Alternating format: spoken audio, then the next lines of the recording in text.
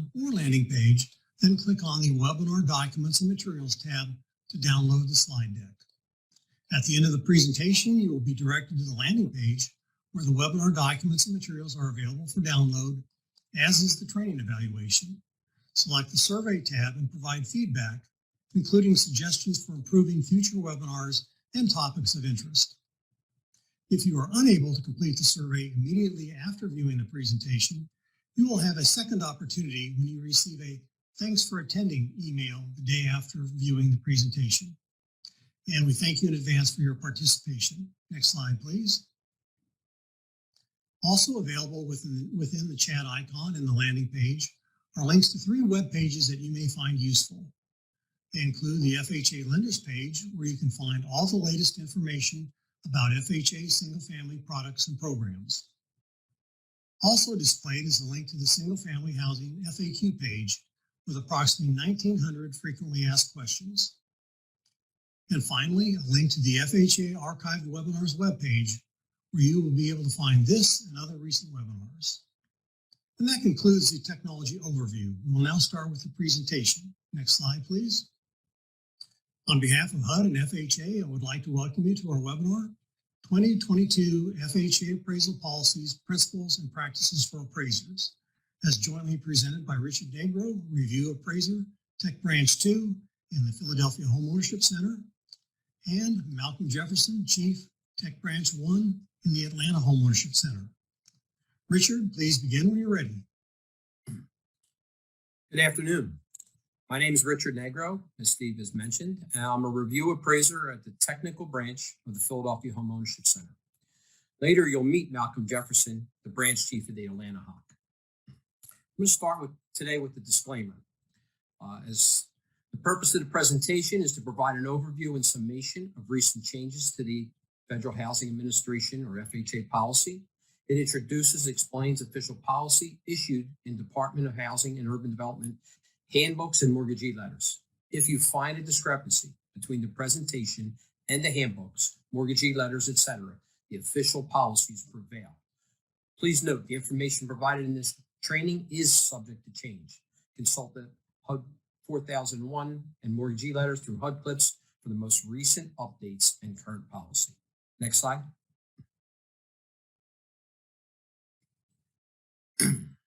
Excuse me. Today, we will be covering a broad range of subjects, including the HUD Handbook 4001, appraisal guidance from the years 2020 and 2021, appraisal integrity, the components of appraisal guidance, and defective property conditions. While the webinar is geared to appraisers, we will touch on subjects related to underwriting and how these various guidelines may intersect. Next slide.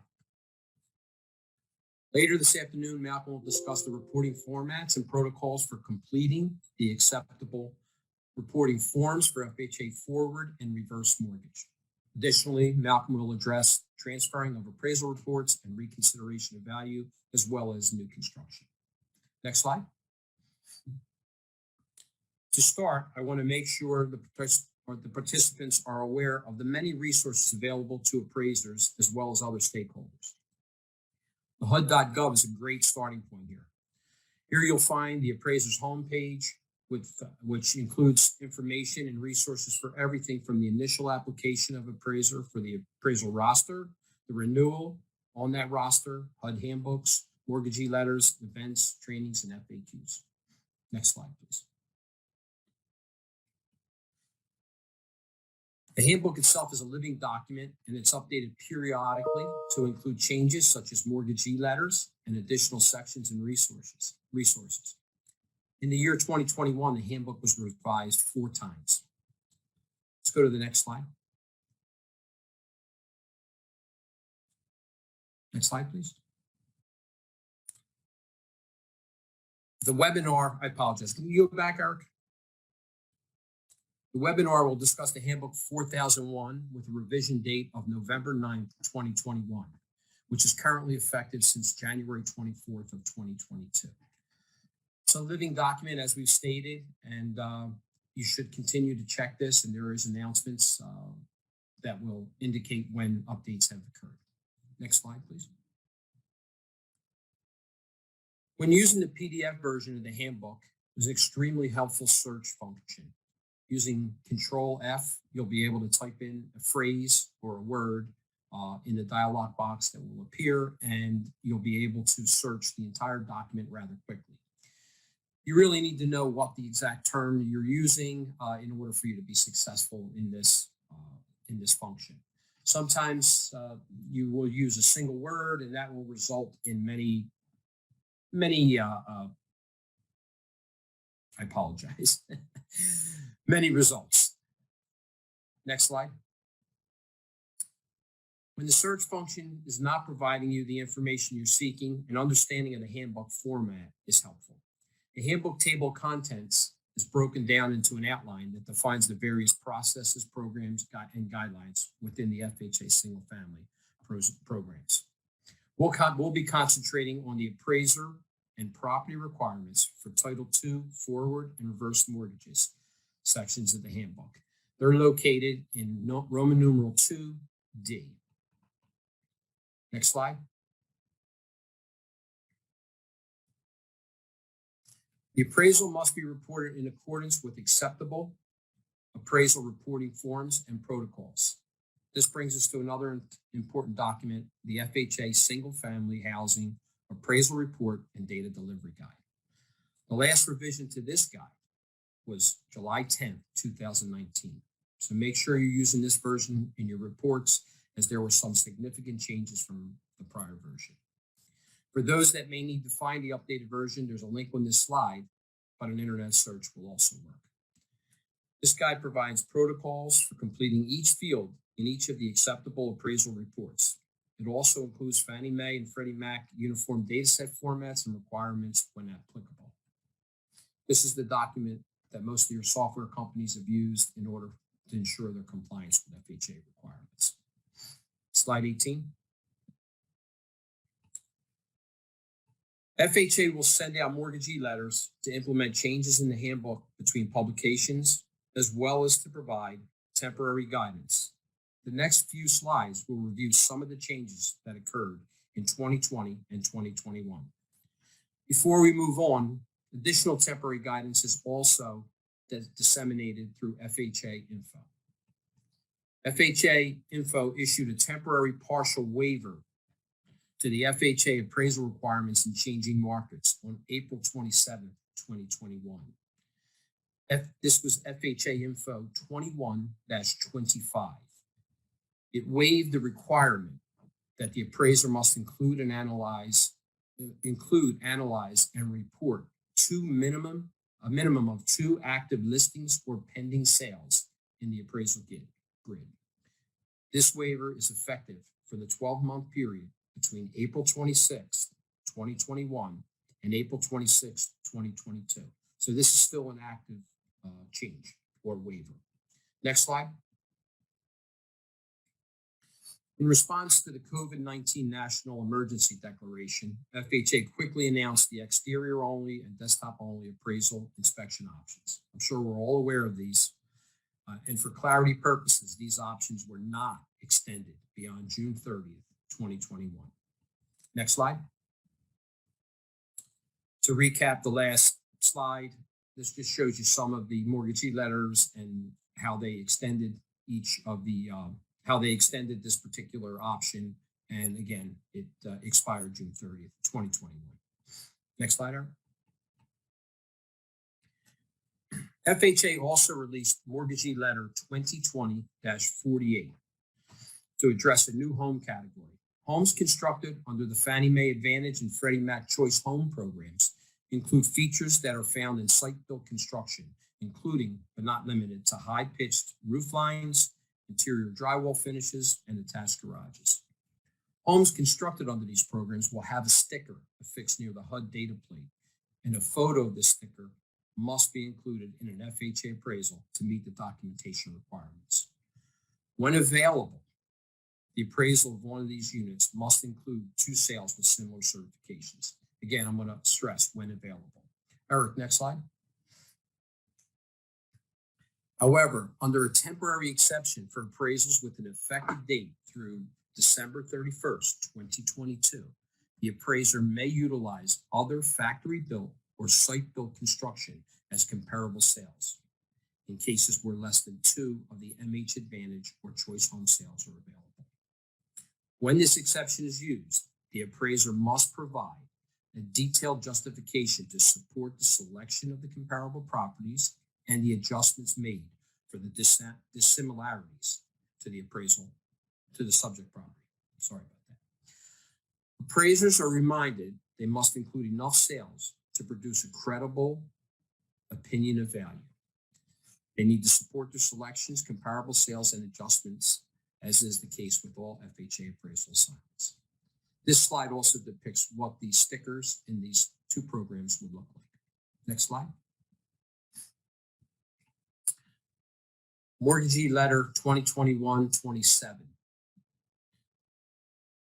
In light of media reports of discrimination and racial bias in some appraisals, President Biden announced he was launching an interagency initiative to combat bias in home appraisals. This initiative became the Interagency Task Force on Property Appraisal and Valuation Equity, PAVE. Secretary Marcia Fudge co-chairs this task force with 13 federal agencies. The most recent action was the announcement of a comprehensive action plan, which is available on the pave.hud.gov website. In the interim, HUD issued Mortgagee Letter 2021-07, which emphasizes compliance with all applicable laws, including the Fair Housing Act and all other federal, state, and local anti-discrimination laws in all aspects of appraisal reports, and appraisal conduct, including the mortgagee's review of appraisal reports. Next slide, please.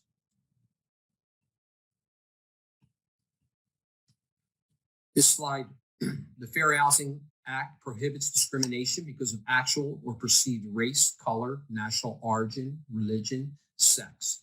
This would include sexual orientation or gender, familial status, and disability in the sale or rental of housing, including against individuals seeking a mortgage or housing assistance or other housing-related activities. Various federal housing and civil rights laws require HUD and its program participants to affirmatively further the purpose of the Fair Housing Act. Next slide.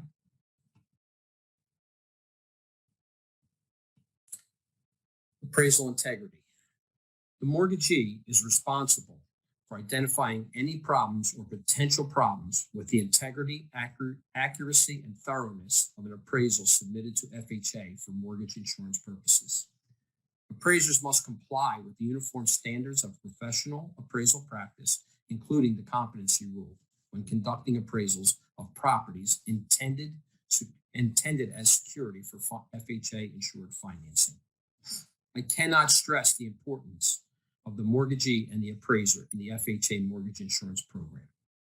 While they have separate roles and responsibilities, they share a common goal: assessing the risk of the property, securing the FHA insured mortgage. Next slide.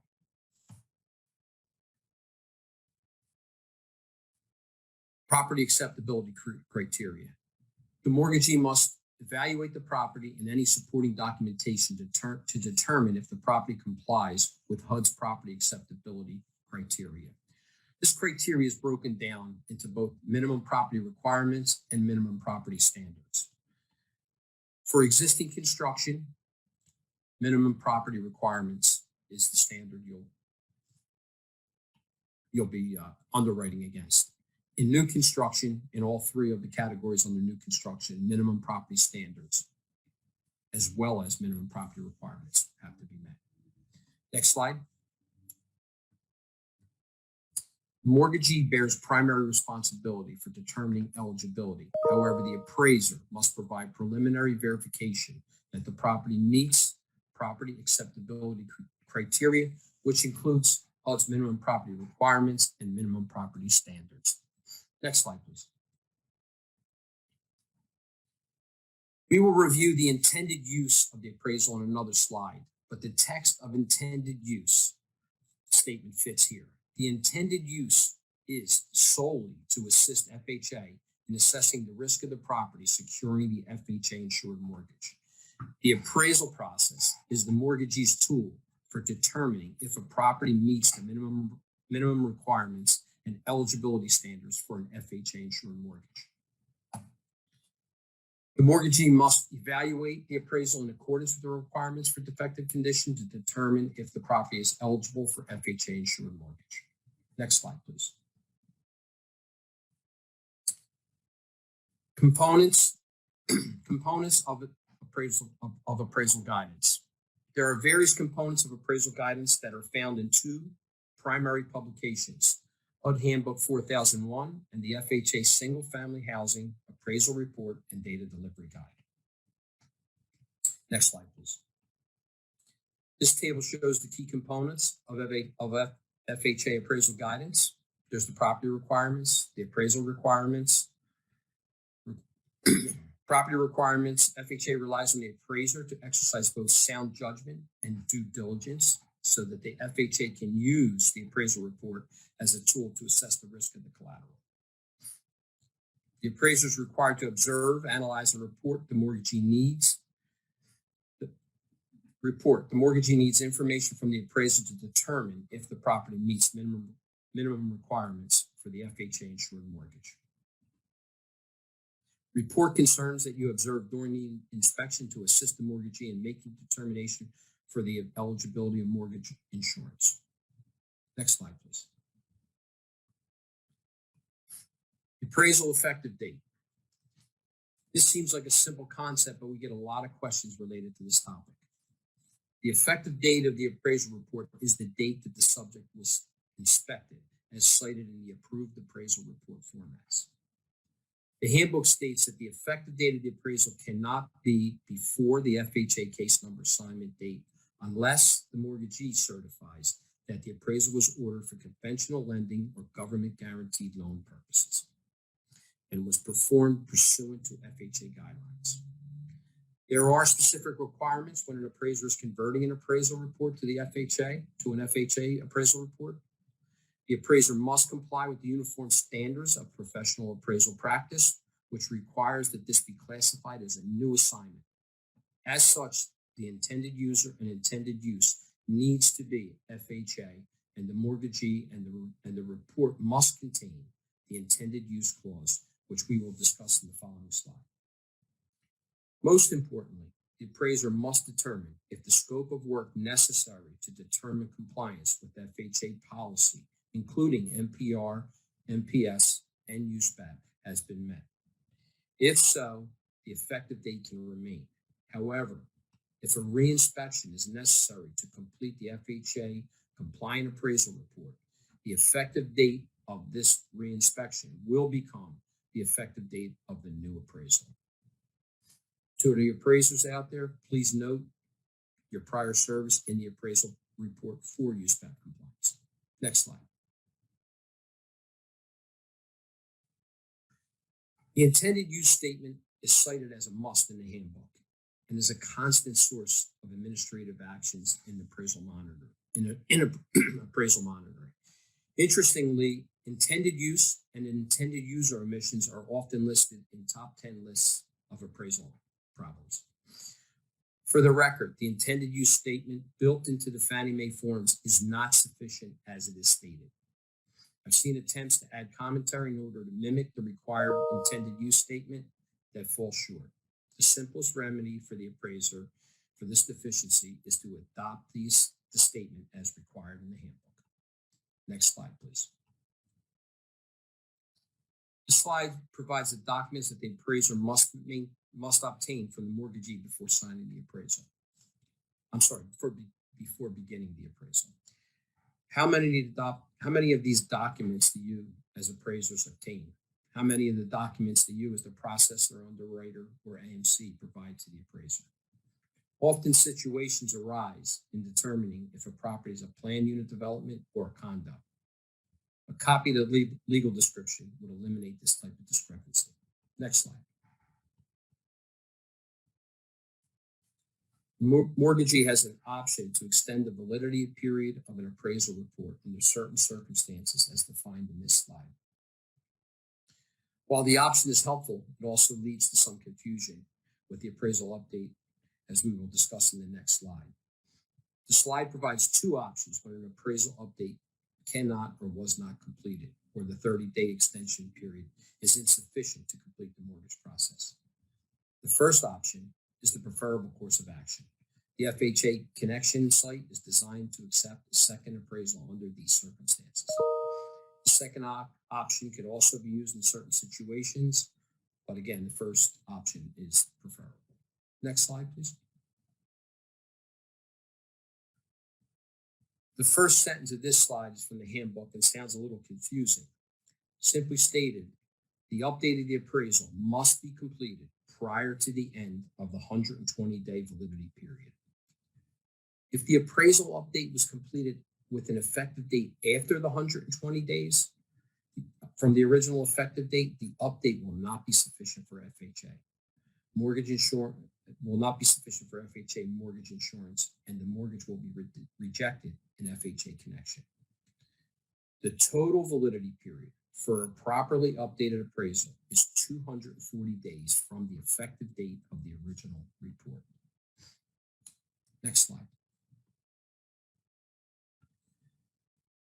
USPAP allows for the update to be completed by a different appraiser, provided the original appraisal report is incorporated into the update. Usually this is done as an attachment. However, some appraisers may be unwilling to update an appraisal report that they did not complete. If a new appraiser is unwilling to take the assignment per USPAP guidance, a new appraisal will have to be ordered instead of an update. This approach is often used when the original appraiser is either deceased, retired, or otherwise unable or unwilling to provide the update. Next slide, please.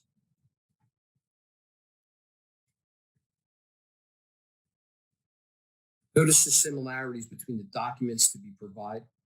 Notice the similarities between the documents to be provided to the appraiser and the general appraisal requirements. The handbook guidelines define specific items that are identified as required analysis and reporting. One of those items is a land lease. So the importance of providing that document to the appraiser is obvious. Next slide, please. Encroachments. Here are some of the areas where the underwriting and appraisal guidance intersect. The handbook provides the definition, standard, and required analysis and reporting for encroachments. So the definition is pretty straightforward. The appraiser, under the standard, the appraiser must report the presence of any encroachment so that the mortgagee can determine eligibility. The required analysis and reporting is that the appraiser must identify any encroachment of the subject's dwelling, garage, or other improvements onto an adjacent property, right of way, utility easement, or building restriction line. The appraiser must also identify any encroachments of neighboring dwelling, garage, or physical structure or improvement onto the subject's property. Under the underwriting section, the mortgagee must ensure these same encroachments. This demonstrates the different roles of the underwriter and appraiser, as well as the expectations of the mortgagee and FHA as intended users. Next slide, please. Encroachments by the subject or adjacent property fences is acceptable, provided such encroachment does not affect the marketability of the subject property. For additional information, see Handbook 4001, Roman numeral 2A, 3A, Roman numeral 2A, and also Roman numeral 2D, 3C, Roman numeral 2D. Next slide, please. Easements and deed restrictions. Again, we see the terminology of definition, standard, and required analysis and reporting. This is within the handbook. Okay. Easement refers to an interest in land owned by another person consisting of the right to use or control the land or an area above or below it for a specific limited purpose. A deed restriction refers to a private agreement that restricts the use of real estate in some way and is listed in the deed. The standard for this in the handbook, the appraiser must note the presence of the easement and deed restriction to assist the mortgagee in determining the eligibility. Also, under required reporting and analysis, the appraiser must analyze and report the effect that the easement and other legal restrictions, such as deed restrictions, may have on the use, value, and marketability of the property. The appraiser must review recorded subdivision plats when available through the normal course of business. Next slide, please. Externalities. Again, in externalities, we're seeing the same definition, standard, and required reporting. The various externalities are broken down in the handbook into defined categories. Generally, each category cites required analysis and reporting. The different categories obviously are heavy traffic, airport noise and hazards, special airport hazards, proximity to high pressure gas lines, overhead electric power transmission lines, and local distribution lines, smoke, fumes, and other offensive, noxious odors in stationary storage tanks. The appraiser must report the presence of externalities so that the mortgagee can determine eligibility. We're going to touch on some of these categories and how they, how the different reporting requirements may be, and actually what the appraiser, how the appraiser has to address NPR and NPS. Next slide, please.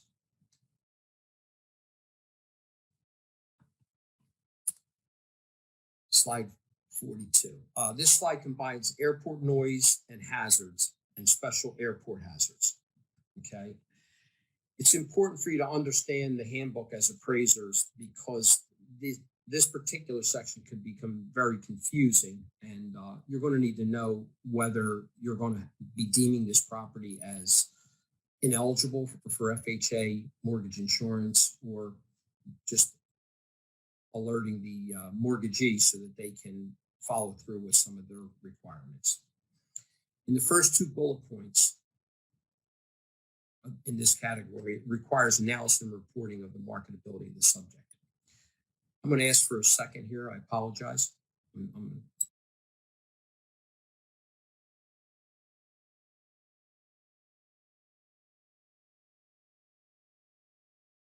My apologies for that. The first two bullet points fall into this category and require analysis and reporting on the marketability of the subject. In the third bullet point, requires analysis reporting on the marketability of the subject for existing construction.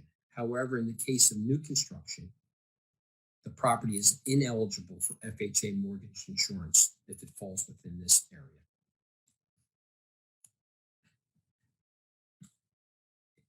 In the fourth bullet point, the appraiser must require compliance with DOD guidelines.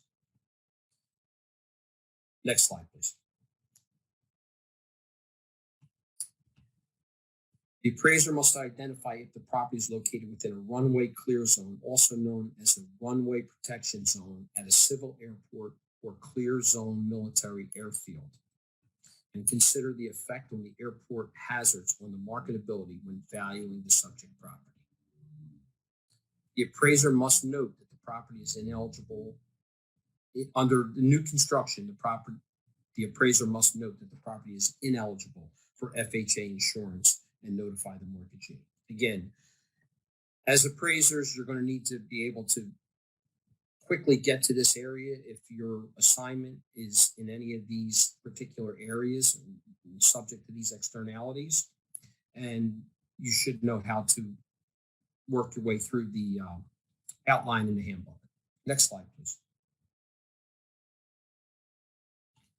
Before I review this slide, I want to touch on the proximity to high pressure gas lines. In that situation, there's no slide on this. The appraiser must identify if the dwelling or related property improvement is near high pressure gas or liquid petroleum pipelines or other volatile and explosive products, both above ground and subsurface. The appraiser must determine and report the marketability of the property based on this analysis. This is followed in the handbook by a requirement for the appraiser to notify the mortgagee of the deficiency of minimum property requirements or minimum property standards if the property is not located more than 10 feet from the nearest boundary of the pipeline easement. It's important to understand, again, each of these externalities has its own requirements and may in fact render a property ineligible. So as the appraiser, you need to know where to look for this, and again, make sure that you're reporting as required. For this slide, the high voltage transmission lines, the definition in the handbook for overhead power transmission lines and local distribution lines is required to understand the guidelines for each specific situation. Next slide. Stationary storage tanks. This is another example of an externality that specifically requires the appraiser to notify the mortgagee of a deficiency of NPR or MPS that deems the property ineligible for FHA mortgage insurance. If a subject property line is located, and I'll repeat that, if a subject property line is located within 300 feet of an above ground stationary storage tank with a capacity of 1,000 gallons or more of flammable or explosible material, then the property is ineligible for FHA mortgage insurance. Next slide, please. Non-residential use. First thing I want to say here is when you're searching through the handbook is if you type non-residential use as 2 words, you will not get any results. So it's important to understand the spelling here. It's one of those quirky little things in the handbook. Okay, non-residential use. Storage areas. All right, the non-residential portion of the total floor area may not exceed 49%. Storage areas, and this is important, storage areas or similar spaces that are integral parts of the non-residential portion must be included in the calculations of the non-residential area. Any non-residential use of the property must be subordinate to its residential use, character, and appearance. Non-residential use may not impair the residential character or marketability of the subject property. Just want to go over this. The first point defines the allowable percentage of non-residential use, and it clarifies how the storage areas and similar spaces are to be categorized if they're part of the non-residential use. This type of question often comes up and has resulted in administrative actions when we see a report that does not adhere to the guidance. We see situations where in a restaurant, maybe a back room that contains a refrigerator, a walk-in refrigerator is somehow included in the residential space. This is just something that we look at and you need to be aware of it. The second point relates to character and appearance of the non-residential use as compared to residential use. We're going to look at some slides after this, but think of an established restaurant or commercial entity where you do not even notice the upper levels. Is this non-residential use subordinate? I mean, these are questions that you need to consider. The last point in this slide is also critical.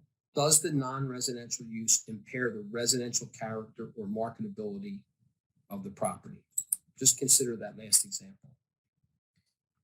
Absent from this slide is a 4th point in the handbook regarding the requirements that the non-residential use of the property be legally permitted and conform to current zoning requirements.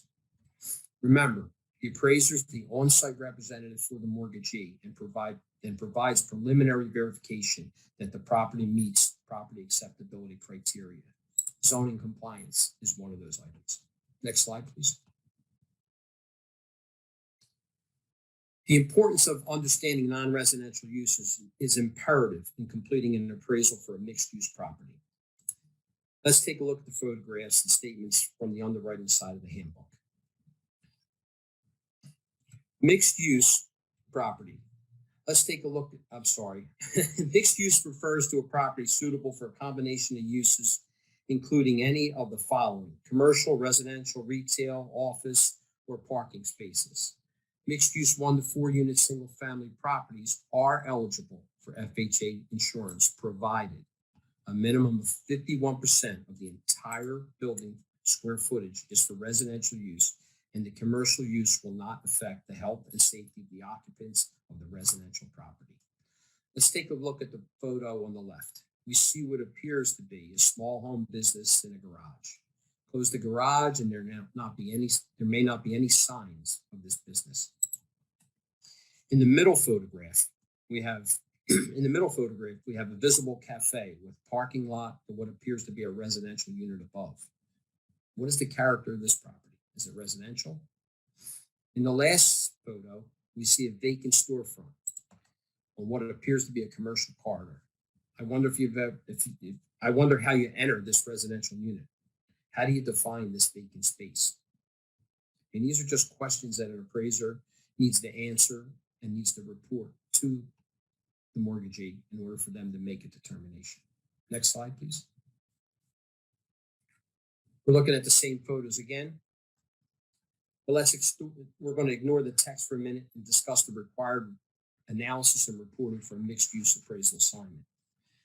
The appraiser must include all components of the real estate in this analysis. The appraiser must not include the business valuation or the value of personal property or business fixtures in the appraisal. All components. Remember the standard in non-residential use. All spaces that are integral to the non-residential use get calculated. Business valuation. Is the sale of the business entity part of the contract? Business fixtures. Does the contract include all of the business chattel? Again, questions that the appraiser needs to ask themselves when they're involved in one of these assignments.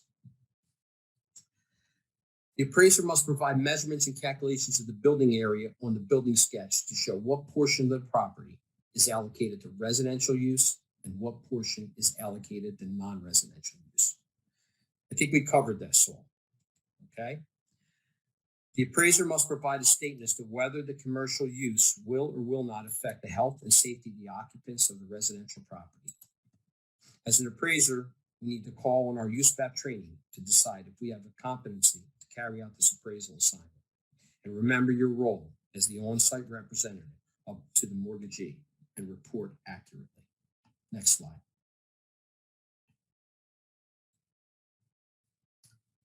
As a reminder, HUD no longer approves PUDs or maintains a list of approved PUD developments. We often see issues in determining if a property is a condominium or a PUD.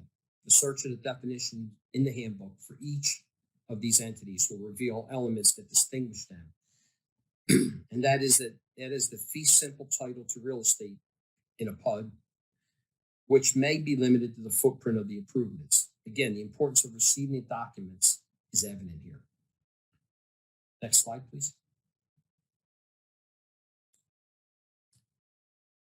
Partially below grade habitable space. It's an interesting subject. Has anyone ever run into a situation where there are no bedrooms in a room grid on an appraisal report, where nothing but bedrooms and baths are located in the grid? This is a problem for our automated systems in FHA Connection and triggers an error when a home does not meet these requirements for a living unit. As an appraiser, you may have gotten one of these appraisals back in this situation. The handbook covers the entire country, and there are various types of homes that are defined differently in different regions. All types of topography may dictate different floor plans that include space that is below grade. Appraisers should be aware of this guideline regarding partially below grade habitable space and utilize it when it's necessary. Partially below grade habitable space refers to living area constructed partially below grade, but has the full utility of gross living area. Think of a raised rancher on the side of a mountain where maybe the living areas look out of the rear yard and are on the lower level. They need to be considered, okay? The appraiser must report the design and measurements of the subject, the market acceptance or preference, how the levels of the area of the dwelling are being calculated and compared, and the effect this has on the analysis. Next slide, please. Regardless of descriptions of the rooms, bedrooms, or baths as above grade or below grade, the appraiser must analyze all components of the subject property in the valuation process. The next bullet point here has to do with the bedroom, identifying a bedroom below grade. The appraiser must not identify a room as a bedroom that cannot accommodate ingress or egress in the event of an emergency, regardless of the location above or below grade. We get this question often. So, we'll get a question where the caller's asking, well, I have a bedroom, but it doesn't have a window. Can we call it a bedroom? No, you cannot. Okay, that's pretty straightforward. Next slide, please.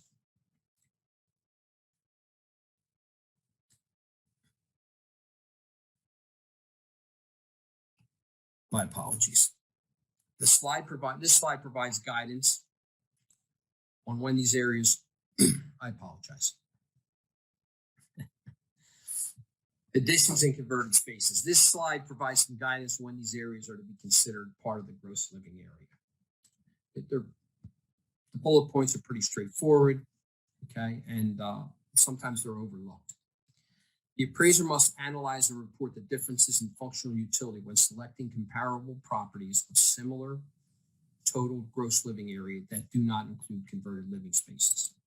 Okay, so where we're at here is sometimes you're going to have that 3-car garage that's been converted to living area, and you're going to compare it to another 4-bedroom home that is, that area may be 600 square feet. Do they actually compare well together? Does the market accept it? I mean, these are things that an appraiser needs to analyze when using these. Next slide, please.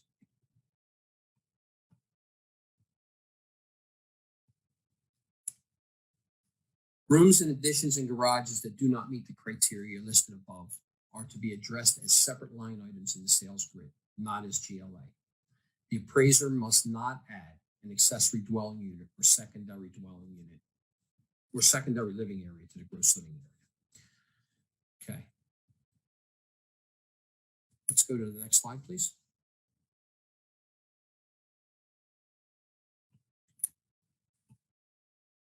Appliances are pretty straightforward now. The definition of appliance refer to refrigerators, ranges, ovens, dishwashers, disposals.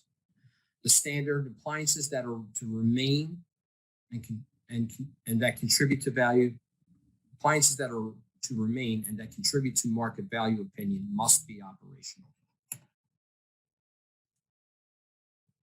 I'm having a little technical problem here. My apologies. Next slide, please.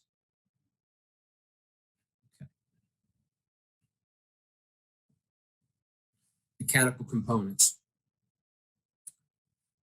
This language was changed in 2016. February 16th of 2021. Additional guidance was provided to the appraisers to be more specific on reporting whether the mechanical components and utilities are safe to operate and if they are protected from destructive elements. If the systems appear to be damaged or do not appear to function properly, the appraiser must condition the appraisal for repair or further inspection. Also, this section provides specific guidance when utilities are off, providing the appraiser with specific options on how to handle these situations. Appraisers should familiarize themselves with these options to assist the mortgagee in their determination. Is it enough to condition a report on turning the gas utility on? What if the boiler needs replacement? The handbook states that the appraiser must note that the reobservation may result in additional repair requirements once the utilities are on and fully functional. Next slide. Heating and cooling. It's pretty self-explanatory. The appraiser must notify the mortgagee of the deficiency of NPR or MPS if the permanently installed heating system does not automatically heat the living areas of the house to a minimum of 50 degrees Fahrenheit in all gross living areas, as well as in all GLA contained building or system as well as in all non-GLA. Provide healthful and comfortable heat or is not safe to operate or rely on any fuel source that is readily obtainable within the subject's geographic area. I'm going to read this again. I kind of lost my place. The appraiser must notify the mortgagee of the deficiency of minimum property requirements or minimum property standards if the permanently installed heating system does not automatically heat the living areas of the house to a minimum 50 degrees Fahrenheit in all gross living areas, as well as in non-gross living areas containing building or system components subject to failure or damage due to freezing. Also provide healthful and comfortable heat or is not safe to operate or rely on a fuel that is readily obtainable within the subject's geographic area. So if this particular heating system is relying on a fuel source that's not readily obtainable, that is also a deficiency of NPR and NPS. Next slide, please. The appraiser must notify the mortgagee of the deficiency of minimum property requirements and minimum property standards if the permanently installed heating system does not have a market acceptance within the subject's marketplace and operate without human intervention for extended periods of time. One of these questions we run into is wood stoves or pellet stoves. Are they acceptable heating sources? Well, one of the items that you have to measure that against is human intervention. Will it operate without human intervention for extended periods of time? Next slide. Central air conditioning. It's not required, but if it's installed, it must be operational. Again, it's pretty self-explanatory. It's straightforward in the handbook. Next slide. Plumbing systems. The appraiser is required to flush the toilets and operate a sample of faucets to observe water pressure and flow and determine whether the plumbing system is intact. Are there any foul odors emitted? Faucets functioning appropriately and both cold and hot water run. Make sure that there's no readily observable evidence of leaks or structural damages under the fixtures. I'm going to open up those vanity doors and take a peek. Kitchen cabinet door, open it up. Let's look down there and see if we've got any obvious leaks. Next sentence, please. Excess land. Excess land refers to land that is not needed to support the existing improvements. This is, we get a lot of questions on this, okay? The highest and best use of the excess land may or may not be the same as the highest and best use of the improved parcel. Excess land may have a potential to be sold separately. We're going to go to the next slide and dig into this a little deeper. Again, we're going to stay with this definition. Surplus land refers to land that is not currently needed to support the existing improvement, but cannot be separated from the property and sold off. Surplus land does not have an independent highest and best use and may or may not contribute to the value of the improved parcels. This is where it gets a little important for us on the appraisal end. The appraiser must include the highest and best use analysis in the appraisal report to support the appraiser's conclusion of the existence of excess land. It's not enough to just check off the box. You need to include the actual highest and best use analysis that you've completed in these assignments, okay? The appraiser must include surplus land in the valuation. We're going to go to the next slide, and it gives us a little more information on how we're going to value this. If the subject of an appraisal contains two or more legally conforming platted lots under one legal description and ownership, and the second vacant lot is capable of being divided and or developed as a separate parcel where such a subdivision will not result in nonconformity in zoning regulations for the remaining improved lot or the second vacant lot it is excess land. The value of the second lot must be excluded from the final value conclusion of the appraisal, and the appraiser must provide the value of only the principal site and improvements under a hypothetical condition. delve into that a little bit. So when we have those two platted lots and both can be developed, or the primary lot is developed, and removing the second lot or subdividing that second lot would not affect that zoning regulation, and the unimproved lot could be improved within zoning regulations, then that second lot is not valued. And the appraisal would be a hypothetical condition that you're only valuing the primary lot. So hopefully that's understandable. Again, it's something we get a lot of questions at the home, at the resource center on. Next slide, please. It's a little example of, one of the tests that you may, utilize in developing this. You'll see in the left-hand side of this, the house is on one of the lots, the separately platted lots, and the other one doesn't have any. Assuming that both lots would meet zoning compliance, then this would represent excess land and only the primary lot would be valued. In the example to the right, you see where the house basically encroaches onto the undeveloped lot, and in that situation, it would be considered surplus land and be valued as, the full lot would be, both lots would be valued. So again, a little simple, but gives you an idea as to what we're talking about with excess and surplus land. Next slide, please. Defective property conditions. The mortgagee must evaluate the appraisal in accordance with defective conditions to determine if the property is eligible for an FHA mortgage. If defective conditions exist and correction is not feasible, the mortgagee must reject the property. So again, this is, I'll reiterate, this statement is to the mortgagee. So you're going to utilize the appraisal. As appraisers, we're going to provide you this information as we've discussed throughout this whole webinar at this point. Next slide, please.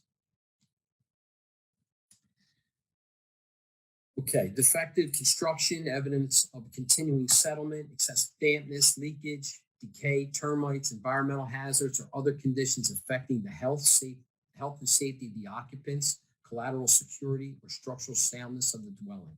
These are all considered defective conditions. The mortgagee must render the property ineligible until the defects or conditions have been remedied and the probability of further damage eliminated. If this cannot be, again, going back, if these defective conditions cannot be corrected, then the property would not meet FHA guidelines and would not be eligible for insurance. Next slide, please.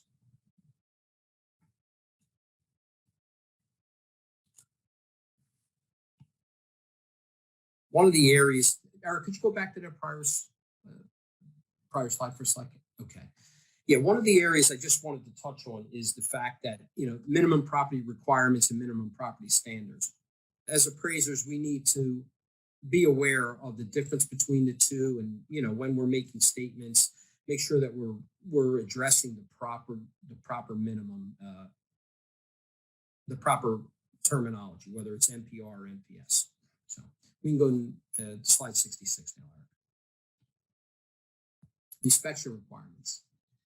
Examples of conditions that require an inspection by a qualified individual or entities include, but are not limited to, standing water against the foundation and or excessively damp basements, hazardous materials on the site with improvements,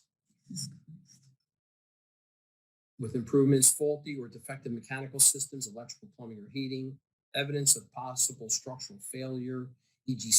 example settlement or bulging foundation wall, unsupported floor joists, cracked masonry walls, or foundation. I hate reading this laundry list here because it's not an exclusive list, but the idea here is when you're calling for an inspection as an appraiser, you need to state the reason why. We're going to go to the next slide here, and I think that reiterates the point. Eric? Okay. Examples of condition that require an inspection by qualified individual or entities include evidence of possible pest foundation, leaking or worn roofs, chipped or peeling paint. Again, the reason or indication of a particular problem must be given when requiring an inspection of any mechanical system, structural system, etc.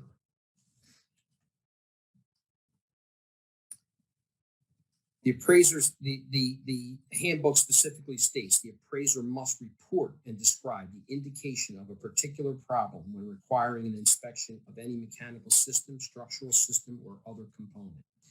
This is kind of important, and I just wanted to touch on it because when you're calling for, say, an electrical certification for a specific reason, if you're not pointing out what that reason is, then perhaps that inspection is not going to uncover something that you may have seen. The same thing for standing water, or any of the other examples given.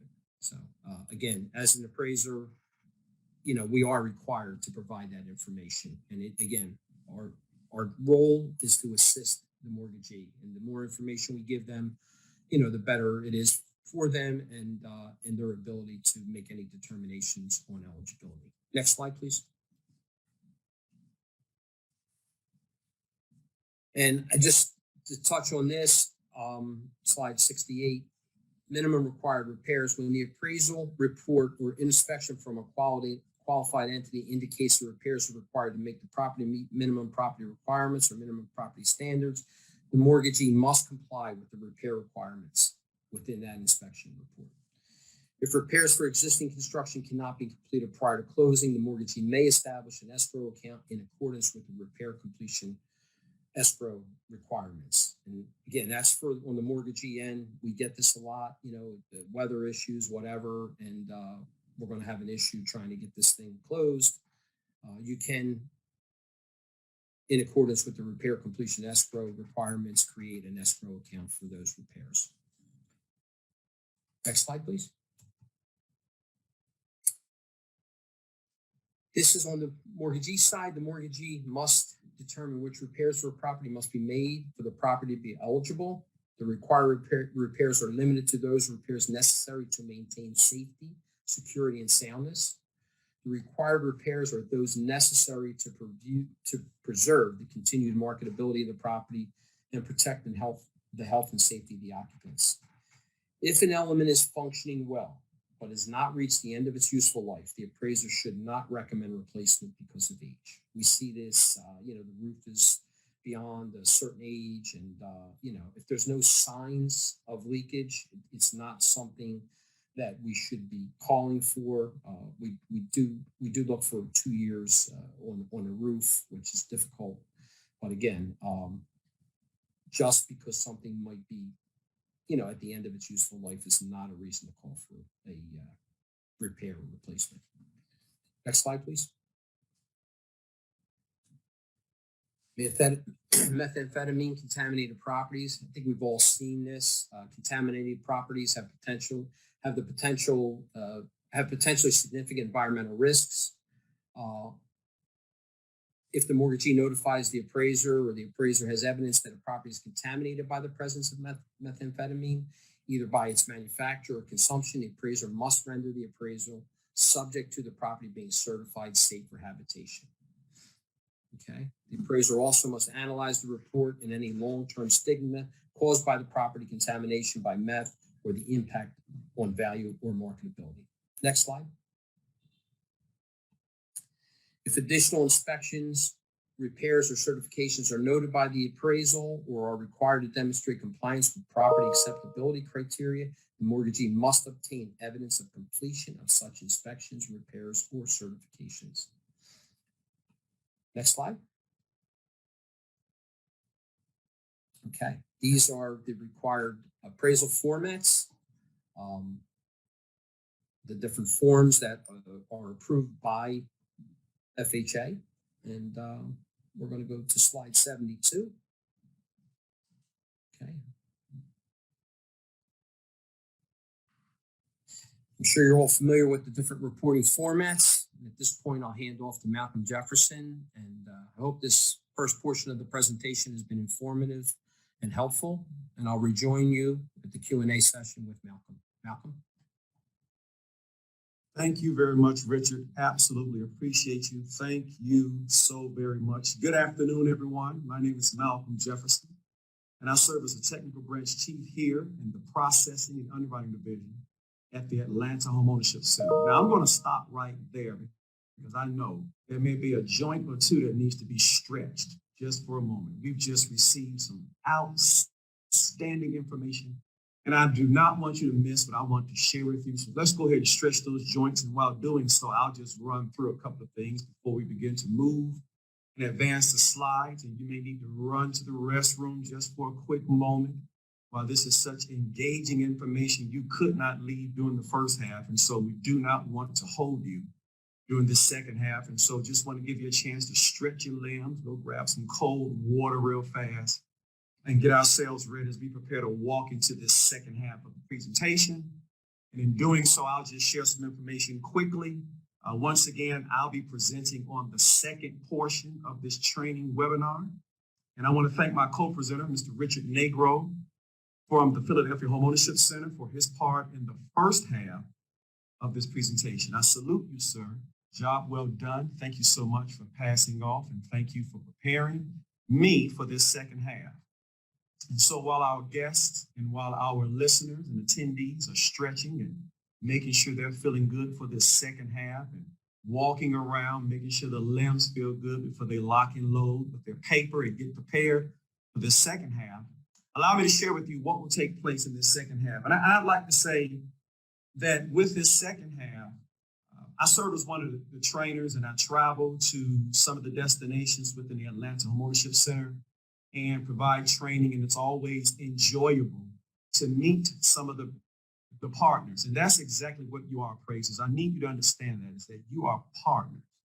We're in this together. As a matter of fact, underwriters are our partners as well. So we all serve in that capacity of ensuring that we all are part of one, protecting the fund. You out on the outside and ensuring because you're there in the field working, and those of us in the homeownership centers as well as headquarters, we all are doing our part to protect the fund. And so these trainings, like what you have today, help to ensure that you're doing your part because you're my partner.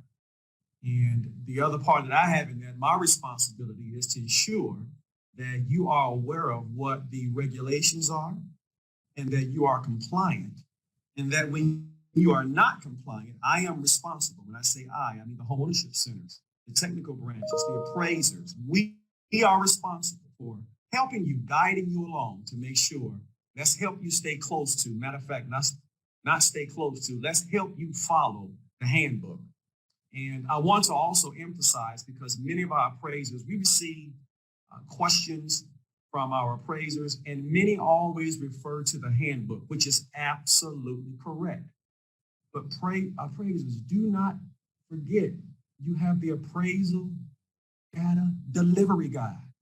It's a phenomenal resource because line by line, that appraisal data delivery guide explains to you the information that should be filled in. And so appraisers, please, I would ask, absolutely have the handbook right there in front of you. In your right hand, handbook, but in your left hand, have that data delivery guide. And so that you can ensure, because some of the questions now, while we enjoy engaging with you and answering questions, absolutely. But at 1, 2 in the morning, I was an appraiser at one time, and I know some of my best work occurred at 12 and 1, 2 in the morning. And some of your appraisers may understand what I'm talking about. And you can't call us at that time. And so it would be best for you to have those resources right there in front of you. And then that way they can guide you along. And so I hope that you've had a chance to stretch and run around and get some things done. So come on, let's move into what we have today. So what will happen in this half here, I will discuss for you and share with you the appropriate appraisal forms per the property type that appraisers should use when performing an appraisal for FHA insurance. Now, this is not appraising 101. So I shall not bore you with covering each item. But what we will do is we will highlight some items, some areas that cause concern for us. When I say us, again, the homeownership centers, that's Atlanta, that's Denver, that's Santa Ana, and that's Philadelphia. Our team, our staff appraisers, these items cause concern for us. And so what we want to do is help you in understanding some things that need to be done as you're moving through and conducting those appraisals, okay? So just want to make sure. So we're going to touch on highlight some items in the 1004 for single family. And then we'll touch on a couple of sections in the 1004C, which is for manufactured homes. That's the appropriate form for manufactured homes. And then lastly, we'll talk about the 1073 form, which is for condominium property. So that will, for the most part, if you say my presentation has three parts, the first part will cover those three forms, highlighting certain areas that we'll discuss. And we also have some photos. And so I think that helps as well in being able to visually see what appraisers should be cognizant of when they're on site. Then secondly, I'll move to discuss the transferring of appraisals and reconsideration of value. We'll touch briefly on that just to help appraisers with what their responsibilities and duties are as it relates to the transferring of appraisals. And then finally, that third part of my presentation will consist of me discussing new construction. And so then at that point, once I've concluded with new construction, my co-presenter will rejoin me, and then we'll engage or segue over into our Q&A. And we thank you for the questions that were submitted prior to this training on today. And so we will answer those questions. And then time permitting, I'll probably add some additional information that I think will be relevant to you, our partners, the appraisers. And so that's the setup of what we're going to do. And so let's go ahead and get things moving. Next, please. So this section, so appraisers, let me share with you, often when I'm in the field and when I'm out meeting with appraisers and we're discussing, more than likely during the training, before the training, after the training, the appraisers always ask me, well, what do I need not to do? Just tell me what I shouldn't do and I won't do it. And I know that would help me. But let's reverse that. Let me tell you what you should do. Let me help you understand what you should do. And then by way of me sharing with you what you should do, that will therefore help you understand the things that you should not do, what you should not miss. So starting with the site section, what should appraisers be doing? When the appraiser is approaching this section of the appraisal, appraisers, please remember that the dimensions of the lot are important. The specific zoning classification is absolutely important. Appraisers, we need to understand, is this property in compliance? Is it legal? Is it legal non-conforming? Is there no zoning? Or appraisers, is it illegal? This is important. We need to know this because the fund is at risk if this is a property that is destroyed and cannot be rebuilt. So we need to know that, appraiser. So that is important that you focus on commenting and make sure you identify what the proper zoning is. Next, the utilities. Utilities are very important. Are they public or are they private? We need to discuss, appraisers need to address that information for us so that we'll understand, because some properties may be deemed ineligible because of if there's a private use, and if there are certain restrictions, then that may be a property that may be deemed ineligible. Not saying that private use or private utilities automatically deems a property ineligible. No, but we need to make sure there may be some documents, there may be some easements, there may be some encroachments that we need to be aware of. And so appraiser, by you identifying for us whether it's public or private, they can help us in doing so. Appraiser also identifying FEMA. Is it in a special flood hazard area? That's absolutely important, appraisers. We need to know that. And having a copy of that FEMA map, appraisers, I would absolutely encourage you that this should be a part of your file. And appraisers, it's very simple, just accessing the website and then typing in the address and then discovering, and you can print that down. You can have that in your file. So it's very important to have a copy of that. Also looking at, are the utilities, off-site improvements, are they typical for the market area? So if there are utilities, is this consistent with that market? And then last but least, when we're talking about the site section, are there any adverse site conditions or external factors? Any easements, again, encroachments? Appraisers, one of the sections that Richard spoke about earlier that I love to impress upon appraisers in the appraisal component. Appraisers, and I may say this, and I hope not ad nauseum, but if I do, then hopefully you'll hear my voice tomorrow. Appraisers, you are responsible for observing, analyzing, and reporting. I will say that again and again and again. Appraiser, your responsibility is to observe, to analyze, and to report. I like to say this sometimes, it's not to judge. What do I mean by that? So appraisers, you do not make the final determination. That is not your job. Your job is to observe, to analyze, and to report.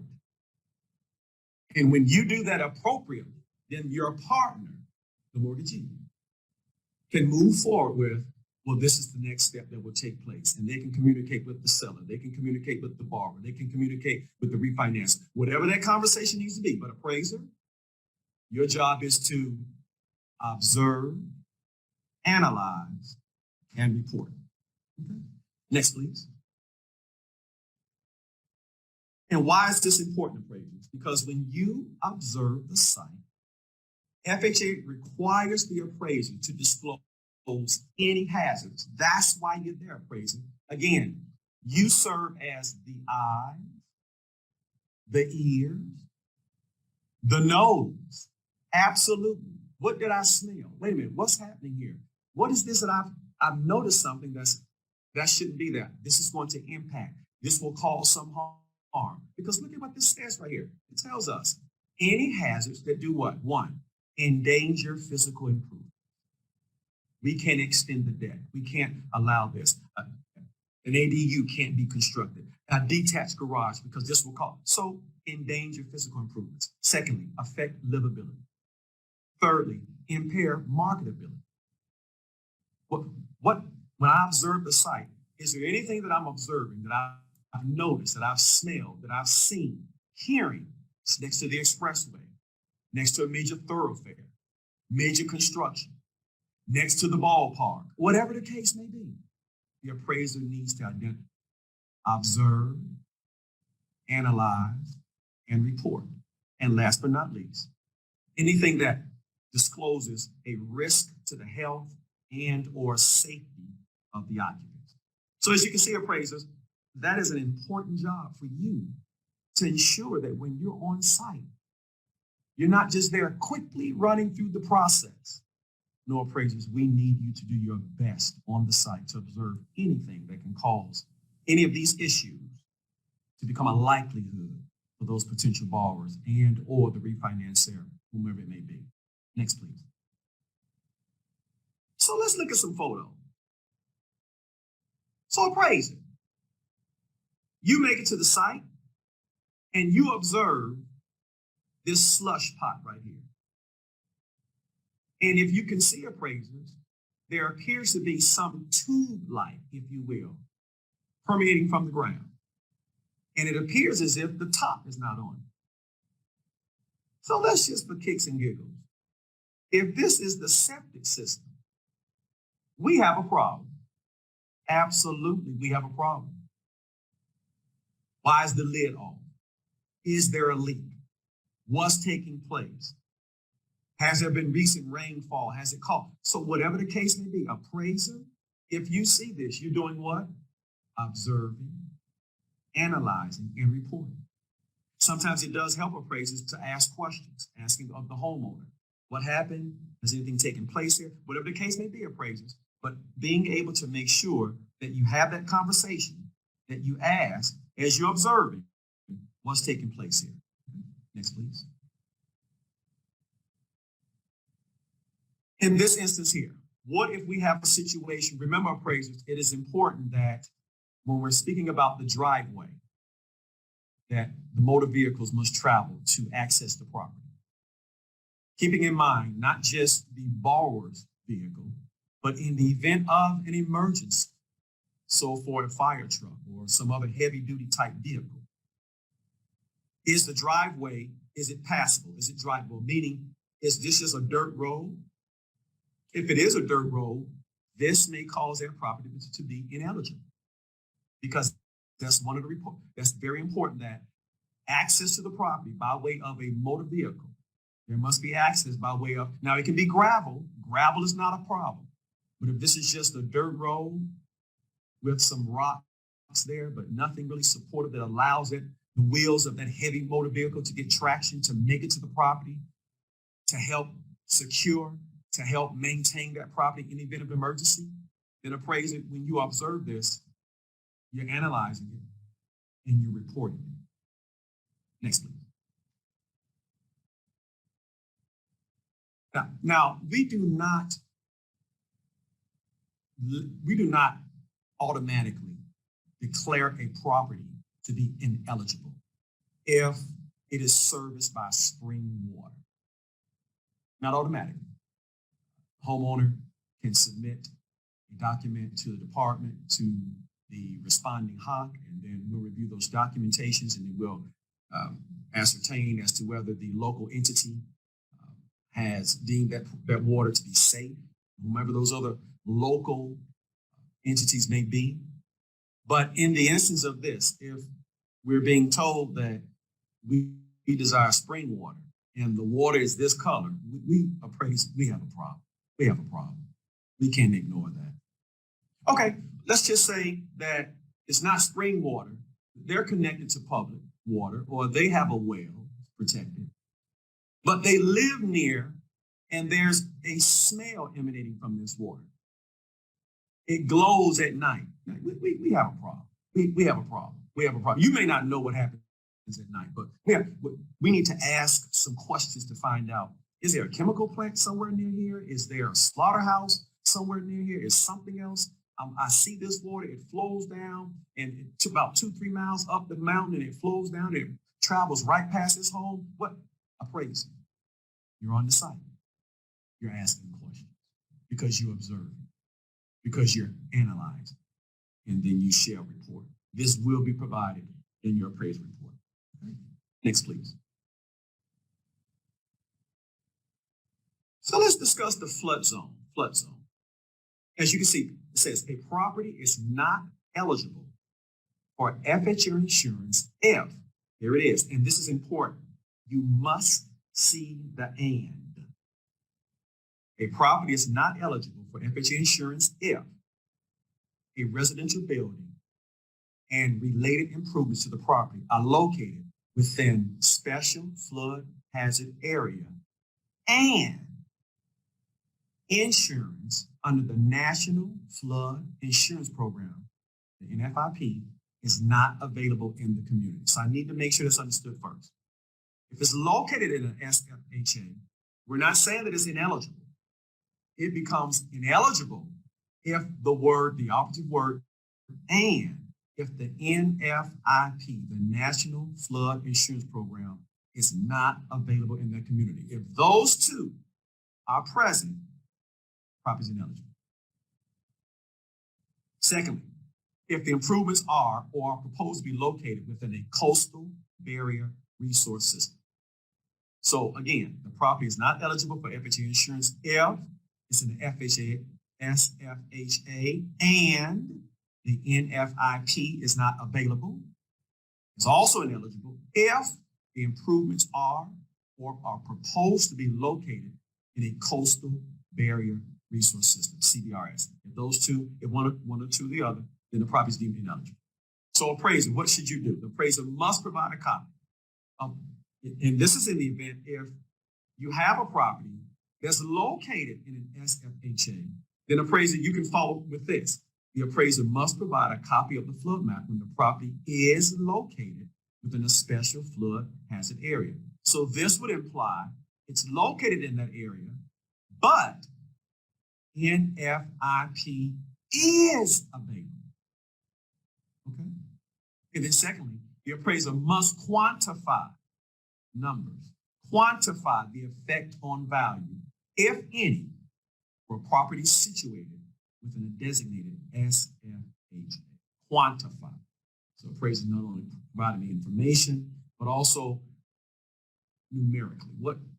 Help us understand, list for us the issues with this, and help us understand what effect on value this will have. Next, please. Water supply system. So I just shared with you a second ago, appraisers, when you're observing the site, This does not deem a property to be ineligible if there's a private, starting with the public. The mortgagee must confirm that a connection is made to public or community water system whenever feasible and available at a reasonable cost. That's important. It's feasible and available at a reasonable cost. If connection costs of the public or community system are not reasonable, the existing on-site systems are acceptable. That may be a well. That may be a cistern. That may be a spring. But look at what it says, provided they are functioning properly and meet the requirements of the local health department. So appraiser, this is not you just assuming. You absolutely want to make sure that the homeowners, or if they do not have it, that you can retrieve some information. Lenders, and we're so glad to have lenders joining with us on today. Lenders, this is a part where the two of you work together in gathering this information to confirm, does it meet the local health department? And praise that you do your part, lender assist as well. This is what helps move this process along. But look at this last bullet. I love this one. The underwriter, not the appraiser. The underwriter, not the appraiser. The underwriter, not the appraiser, is required to determine feasibility of connecting improvements to public water and or septic. Remember, appraisers, observe, analyze, and report. Remember, I said don't judge, you don't make the finder. So this is one of those parts where you don't make the decision. You don't have to go through calculating, attempting to have a conversation. That's not your responsibility, appraiser. You report what you see.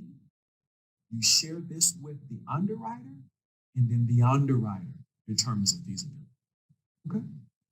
Next, please. But what if we have individual water supply systems? Again, the property remains eligible, provided that when an individual water supply system is present, the mortgagee, we'll pause right there for effect, the mortgagee must ensure that the water quality meets the requirements of the health authority with jurisdiction. And again, as I said before, appraisers, sometimes we can assist with this, but mortgagee, it's your responsibility. Here, if there are no local or state water quality standards, then the water quality must meet the standards that are set by EPA as presented in the National Primary Drinking Water Regulations. Okay. And then lastly, now here's the partnership. Here are the two working together. The appraiser and or mortgagee must require inspections of readily observable deficiencies of well or septic systems. So appraiser, if you're there on site, you may condition this subject to, and you may require the third party specialist travel to the property to provide an inspection, and or the mortgagee may take the next step. Appraiser, you may identify, you may subject to, and then the mortgagee may say, okay, we'll take care of that, not a problem, thank you, because you observed, you analyzed, and you reported to us what the situation was. We appreciate it. Next, please. So moving from the site section, we move to the improvement section. When we speak of the improvement section of that property, the number of units, the stories, the property type, the design, the year built, the effective age, and those are absolutely important things. This is what helps us. Is it new? And how many stories and what's taking place? Is it detached? Is it attached? Existing, proposed? Absolutely must needed information. But what I want to share with you is there are times in which you may have a property that has an additional unit. Let's talk about this. Let's see. So an ADU. An ADU refers to a habitable living unit added to, created within, or detached from a primary unit, single-family dwelling, which together constitute a single interest in real estate. So I want to make sure that's understood. That's the definition. It's a habitable living unit that is added to, created within, or detached from one primary unit. Okay? When we talk about an ADU, it is a separate additional living unit, which should include a kitchen, sleeping, and bathroom facility. Now, appraisers, I need to address this. There are times, appraisers, in which you may visit a site, preparing for your inspection, and you may observe that this appears to be an ADU. Appraisers, you should not automatically assume because there's an additional living unit there that it is an ADU. There are times in which appraiser, based on the market, this may actually be a second unit, which means you now may be dealing with a 2-unit property, which means you now need to change your form to a 1025. So appraisers, you need to find out what is the HBU, and the HBU is the highest and best use of the property. What is that? The best definition I can provide for you for the highest and best use of a property refers to the reasonably probable and legal use of vacant land or an improved property that is physically possible, appropriately supported, and financially feasible, and that results in the highest value. So appraisers, you understand the definition for HBU criteria. It must be legally permissible, physically possible, financially feasible, and maximally productive. So appraisers, when you're on site, the homeowners may state this is an ADU, but appraiser, you must use your judgment. You must use based on how the market reflects. If you have other units or other homes that have additional units and those are being rented out, then appraiser, this may not be an ADU. It may indeed be a second unit.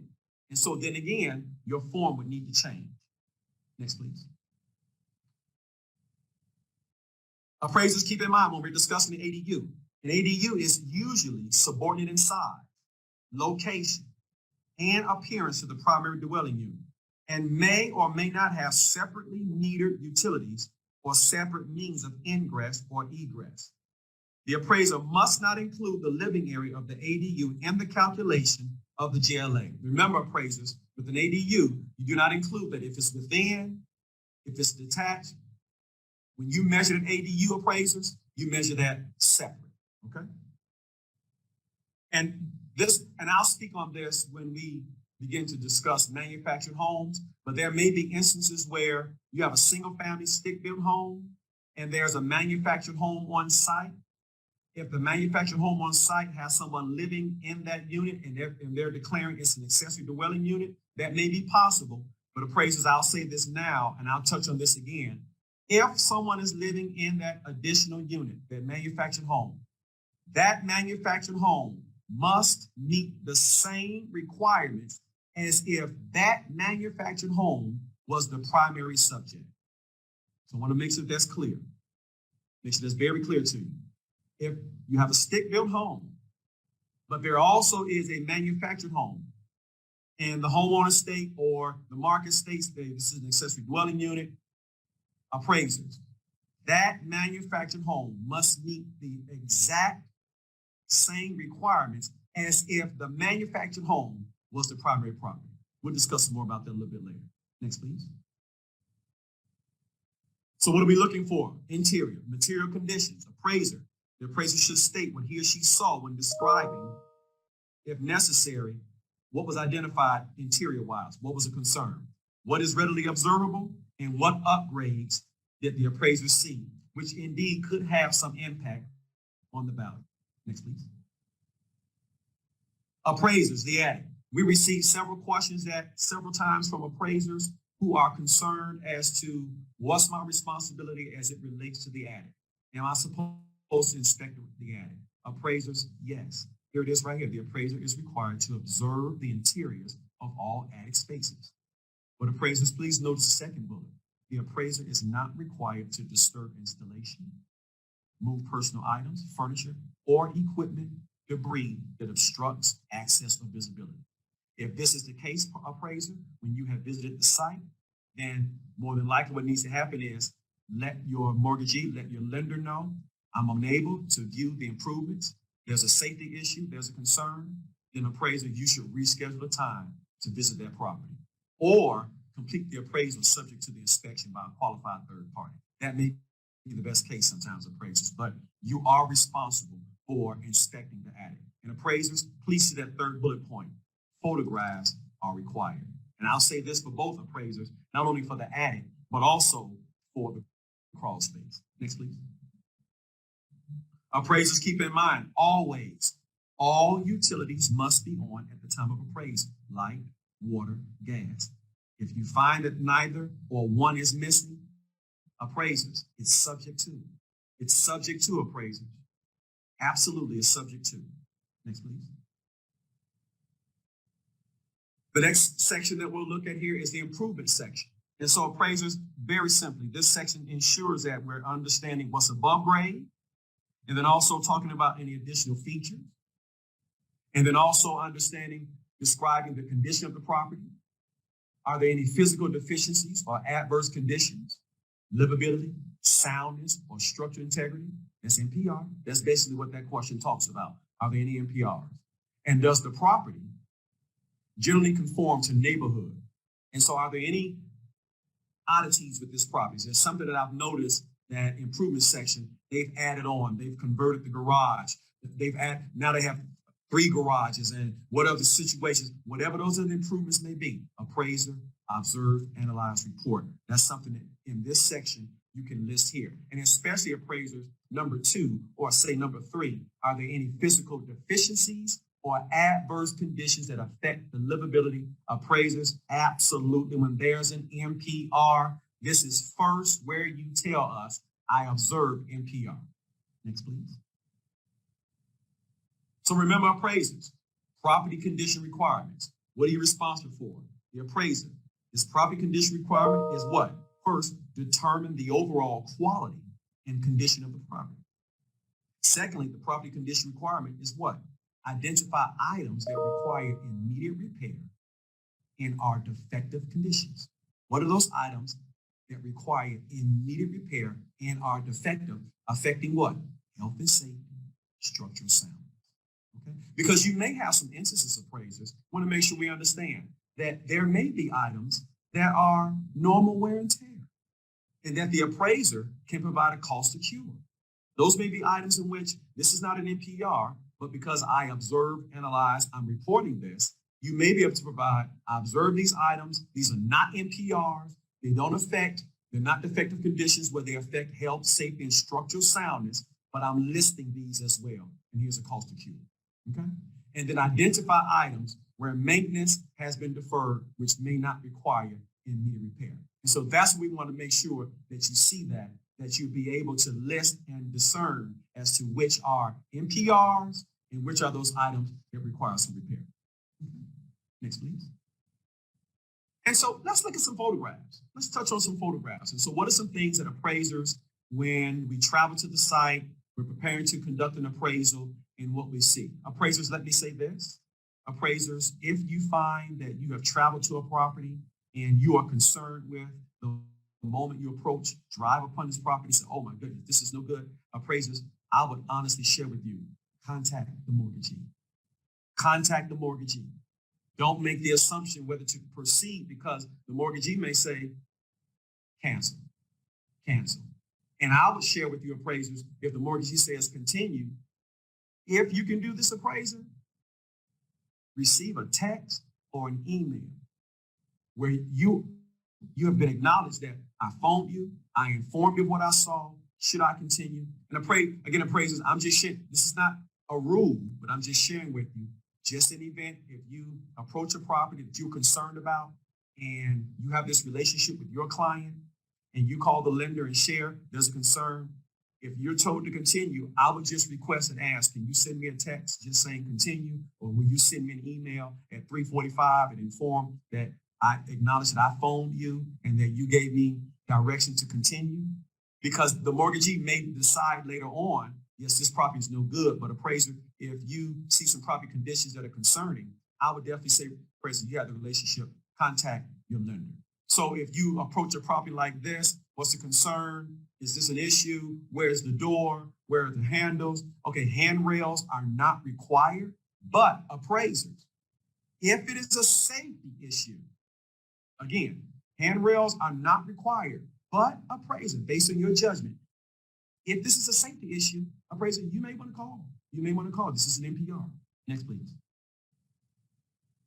Next, appraisers, if you approach a property and you can absolutely see. Now, again, if it's prior to 1978, automatically appraisers, immediately. But even post 78, if you approach a property, chipping and peeling paint, appraiser, absolutely, NPR. And appraisers, if you see closely as well, no, you and I, we're not roof inspectors, okay? But also appraiser, if you're standing from the ground and you can observe there's shingles missing and certain issues, appraiser, absolutely. And let me share with you, appraisers, photos are your best friend. Next, please. Appraisers, you're in the deck, you're in the attic, or appraiser, you're in the crawl space, or appraiser, you're in the basement, and you observe where a condition like this, again, appraiser, I'm noticing, okay, the water stains, I'm noticing here, okay, I see they try to get some tough stuff and try to caulk it. It looks like something, oh boy, I'm concerned. Okay, appraiser, guess what? I'm taking photographs. I'm concerned. Is there an issue? Is there a flooding issue? Is the water contaminated? We're not sure what the issue may be. Appraiser, again, you observe this photograph, write it up in your report. Next, please. What if we see something like this, appraiser? Whether exterior, I'm on the outside or inside, in the basement. If I see this, appraiser, this is an NPR. An appraiser, this is not, I want to emphasize this, appraiser. You cannot identify items that require repair and then say as is. You cannot do that, appraiser. You cannot. If these are items that affect structural integrity, safety, soundness, appraisers, that is an NPR. That is subject to. You cannot have both. I listed, but I'm also listed as is. You cannot do that, appraiser. You cannot, okay? And so if you see something like this, appraisers, that's an NPR, that's a subject to. Next, please. And then appraiser also, if you see a situation where, okay, we have an incident where I see these new tiles, was there some work done? When I enter the property, guess what? I'm making sure wherever this room is, where their chimney is, I'm going near, let me find out, are there water stains? When I look into the attic, are there water stains, visible damage? Whatever it may be, I am concerned about this. I'm speaking with the homeowner. Have you had any repairs? I noticed different colored tiles. Has there been a roof? Appraiser, you're having a conversation. You're observing, you're analyzing, and you're reporting. Next, please. And appraisers, as I stated a second ago, the reconciliation. Appraiser, it's going to be one or the other. But before we move there, remember there are three approaches to value that are reconciled with a brief description of the validity of each approach with respect to the subject property appraiser. So whether it's a sales comparison approach, the cost approach, the income approach, appraiser, whatever approach you deem most appropriate for that property, appraiser, you choose. But again, you see where it says here, a brief description of the validity. Why that approach? Provide that for us. And appraiser, not only are pictures your best friend, that addendum is your best friend. Appraiser, if you explain it to us before we have to ask you, that helps. Just explain what's taking place. What was your thought process? What steps did you follow? That's what needs to happen. Next, please. So proper appraisal practice. The appraiser must follow proper appraisal practices, including what? The application of the principal contribution. What else? The calculation of contributory value. What else? The analysis. They are all applicable approaches. So you're talking about direct sales approach, cost approach, whatever it may be. And the reconciliation of the indications should be calculated. Next, please. So again, appraisers, touched on this a second ago. Make sure the reconciliation is either as is, it's subject to repair, or it's subject to required inspection. Appraiser again, if you notice NPR, you are at number 2, 3, and 4. Well, actually 3 and 4, subject to per plans and inspects. That's normally for new construction, or if there's been some rehab work and they are approaching completing whatever rehab work that there may have been, or additions, or whatever the case may be, renovations, and they're not complete yet, subject to completion per plans and specs. That's normally for new construction. But appraisers, NPRs, you're either subject to repairs or alterations, or you're subject to required inspection. And that's by a third-party professional. Next, please. Appraisers, remember, because a property is unique does not mean it is ineligible. First thing first, appraisers must make sure that you are competent in being able to appraise this property that is unique, that's different. Again, that property is unique property, it must be legally zoned, structurally sound, marketable, and highest and best use. And if the zoning is non-legal conforming, there must be evidence that it can be rebuilt. Okay? And then mixed-use properties require that a minimum 51% of the entire building area be used for residential use. So when you have those unique properties, appraisers don't automatically assume that it should be rejected. You may need assistance, or you may need to say, this one I'm not competent in. You may want to reassign this to someone else. Next, please. Photographs. Appraisers, I shared with you a second ago how important photographs are. Very important photographs. So making sure subject exterior. Appraisers, remember, we take the angles, front and left, rear and right. Doesn't have to be that way. It can be front, right, left, rear. Doesn't matter, but we want to make sure we get a full good view of the home, front and side, rear and side. Okay. Any improvements, any concerns, NPRs, any items that you identified that were, and in the appraisal, I want to say this, any items that you identified as either NPR or cost to cure. Absolutely, appraisers, I would take a photograph of that. If there's a pool, if there's a shed, anything that's on that property, appraisers, any item, any improvement that's on that property, appraisers, should have a photograph. Interior, we want to make sure the main living areas, main rooms, please appraisers, please appraisers, please appraisers, as best you can, making sure that the occupants are not in the photo as best you can. I would say that as well for the comparables. Sometimes it is out of our control, but appraisers, as best you can, we want to make sure that we have no live persons in those photographs, as well as if they have photographs around the home, you may ask respectfully, can I lie these down? If it's a room that you think that you need to have a photograph of, but there are pictures in there, not removed from the wall, please, no. But as best you can, because we want to make sure that there's no bias. We want to make sure that we've done everything as appraisers that we can of presenting the property and not the people, okay? Comparables. We want to make sure that we have these photos for the comparables, the listings, the pending sale. Hey, MLS photos. Let's touch on this. Are MLS photos allowed? Yes. In addition to the actual photo. So I want to make sure that that's clear. MLS photos alone? No. MLS photos in addition to their own photographs, the photographs that you, the appraiser, take? Absolutely. Absolutely. Absolutely. Okay. Again, any property deficiencies you should take pictures of. And for condominium projects, want to make sure you take photographs of whatever the case may be with those properties in which, if there are common shared areas or anything else. Okay. Next, please. Location map. Appraisers, this is required, not a requested exhibit. This is a required exhibit, so please make sure location map, that they're legible.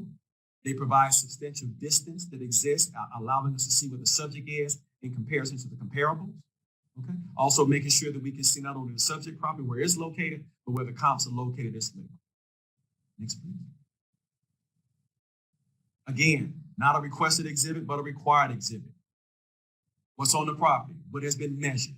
Appraisers making sure you measure the garage, if they have a storage unit, whatever the case may be, photographs, specifically garages, decks, patios, porches, appraisers, we must have measurements for it. Next, please. Now moving to manufactured housing. Now moving to the 1004C. Again, we would just highlight some items and areas that need to be addressed. Next, please. And so manufactured homes are absolutely a very viable, usable source of housing, and FHA ensures that we have regulation in place so that these manufactured homes will be livable, will be safe, and that they meet guidelines that help protect both the fund and the occupant. Next, please. And so with manufactured homes, the one thing is appraisers, and as you can see, you no longer can tell when sitting at the curb. Absolutely. You no longer can tell what the case may be. And so it's important, appraiser, that you understand what helps to distinguish a manufactured home from a modular home from a site-built home. But no longer is it just easy just to say that's a stick-built or that's a manufactured home.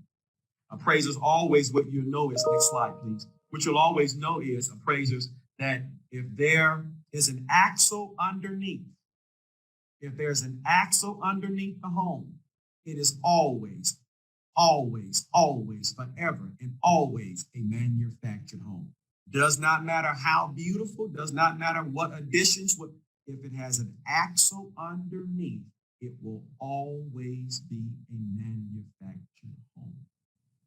So we look at this form here, and so we see what items are requested of us, the borrower, and pretty basic sales contract, other information with that. But let's go to the next slide.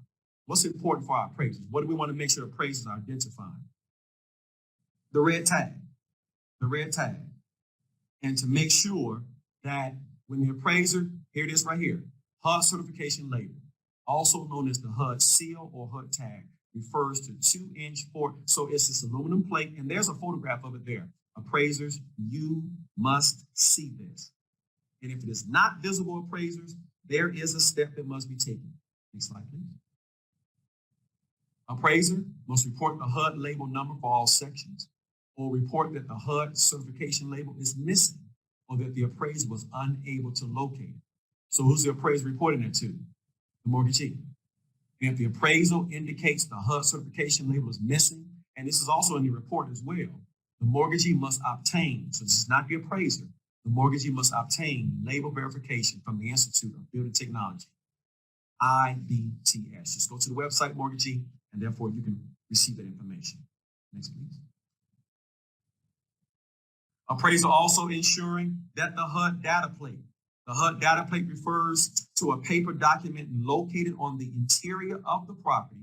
Now, the red tag is on the exterior. The HUD data plate is on the interior and contains specific information about the unit and its manufacturer. Okay?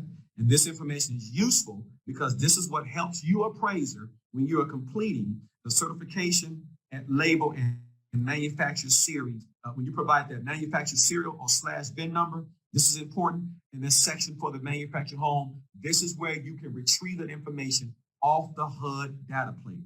Again, it provides a certification label, the HUD certification label, as well as the manufacturer's /VIN number. Next, please.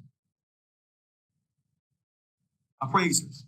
The appraiser must report the information from the data plate, as we just shared. And if the data plate is missing, the appraiser is unable to locate, the appraiser must report this in the appraisal and is not required to secure. So appraisers, there it is. You're not required to secure the data plate information. You just must at least what? Report it. Next, please. So appraisers, in the event if we see something like this, foundations are absolutely important. And so what direction are we giving appraisers as to when an appraiser observes foundation malfunctions like this? What should an appraiser do? Next, please. So in speaking about foundations, for manufactured housing, the appraisal must be conditioned upon the certification of an engineer or architect that the foundation is in compliance with the Permanent Foundations Guide for Manufactured Housing. That is the PFGMH, except when completing an appraisal for HUD REO. So basically, appraisers, right to the point with this, the appraisal must be conditioned upon certification. So that means, appraisers, very clearly, you must state in your report if you have seen the engineer certification. So lenders, you must ensure that you have this paper, the certification. An appraiser, you must also state, this is again required, appraiser stating your report, yes, I have a copy of the engineer certification. And if you have not reviewed it, appraisers, you must state this in the report that you did not see the engineer certification. And appraiser, if you did not see the engineer certification, you must condition the property in subject to, not as is. Again, appraiser, if you do not see the engineer certification, you must state this in your report, and you must also condition the property as subject to. Next slide, please. And so in shipping with you, second bullet point, shares with us right here. The mortgagee may obtain a copy of the foundation certification from a previous FHA insured mortgage showing that the foundation met the guidelines, published in the PFGMA that were in effect at the time of certification. And what this relates to here, the second bullet point, I wanted to touch on this. This relates to a HUD REO property. So mortgagee, we're not required, appraiser, we're not required for a HUD REO property, not required for an additional engineer certification, unless appraiser, upon you visiting the site, you observe we have a problem here. The manufactured home has shifted. There are visible signs of there's a warning that's taking place. I see safety issue. An appraiser, you should immediately inform the mortgagee we have a problem. But if it's a HUD REO, lender, appraiser, you're not required. But if it's not a HUD REO, then lender, yes, absolutely.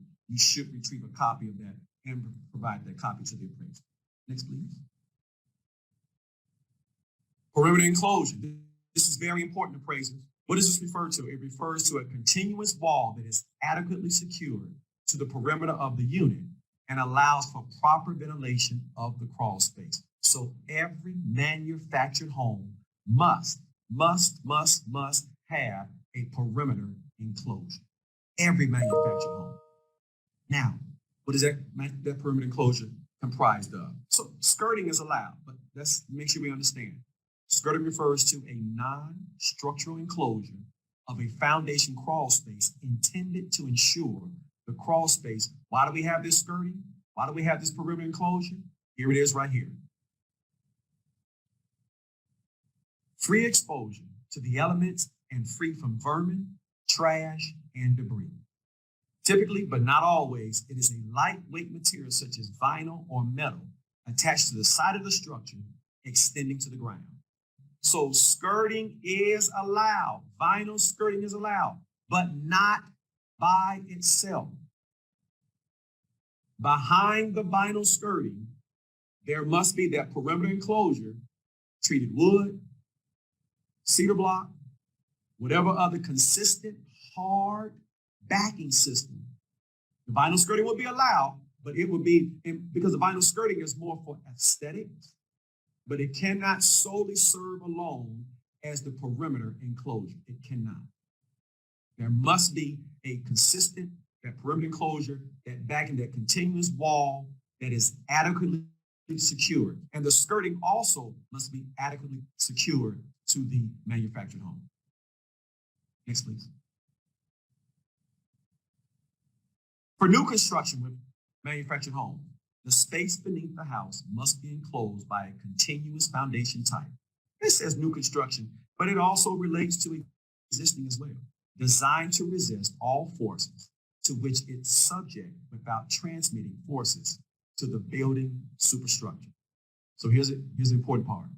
The enclosure must be adequately secured to the perimeter of the house and be constructed of materials that conform accordingly to HUD's MPS minimum property standards. These are the perimeter enclosure. Here it is: concrete, masonry, or treated wood. In front of the concrete, masonry, treated wood can be the skirting, the vinyl skirting, absolutely. But that perimeter enclosure, here it is right here. Appraiser, so that you can see. When the appraiser looks underneath in that crawl space, appraiser, you want to see this. Next, please. Existing construction, here it is again. If the perimeter enclosure is a non-load bearing skirting comprised of lightweight material, the entire surface area of the skirting must be permanently attached to backing. So here it is. The skirting is in front. It must be permanently attached to backing made of concrete, masonry, treated wood, or a product with similar strength and durability. This is one of those in which we have those conversations with appraisers time and time again. But appraisers, vinyl skirting alone is not allowed. It's not allowed. The perimeter enclosure must be backed behind that vinyl skirting. Next, please. And so here's some examples. The first, we see the vinyl skirting and there is no backing and we can see damage. So immediately, appraiser, if we see this, that is a subject to. that is a subject to. The perimeter enclosure must not be damaged. We also can see that there's no backing. The second photo shows us not every home has to have brick perimeter enclosure, but this is an example of what that should look like if there is without the existence of vinyl skirting. This is what that should look like. Next, please. More examples. Again, here we have that vinyl skirting for photo number 1. The vinyl skirting is there, and we don't have a picture on the inside, behind it, excuse me, but vinyl skirting is allowed, but as long as there's a perimeter enclosure behind it. And then secondly, when we look over to the second photo, we can see some warping, if you will. You may be able to see that in the photograph, some warping. That may give signs or indication that there may not be a perimeter enclosure, which is of the masonry, the cedar block behind it.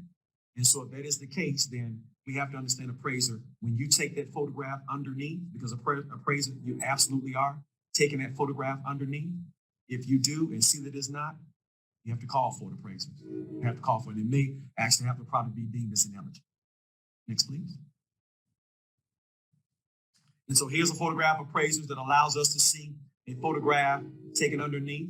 And please excuse if you hear the choo-choo Charlie going by. Please excuse. But here you can see this photograph right here, where we can see the vinyl skirting. If you can see from the photograph, it extends across, where there's a photograph taken, and you can see the vinyl skirting. There's no perimeter enclosure. Appraiser, if you see that, subject to, you call for it. Dry stacking, those stacks right there, not allowed. Appraiser, you call for it.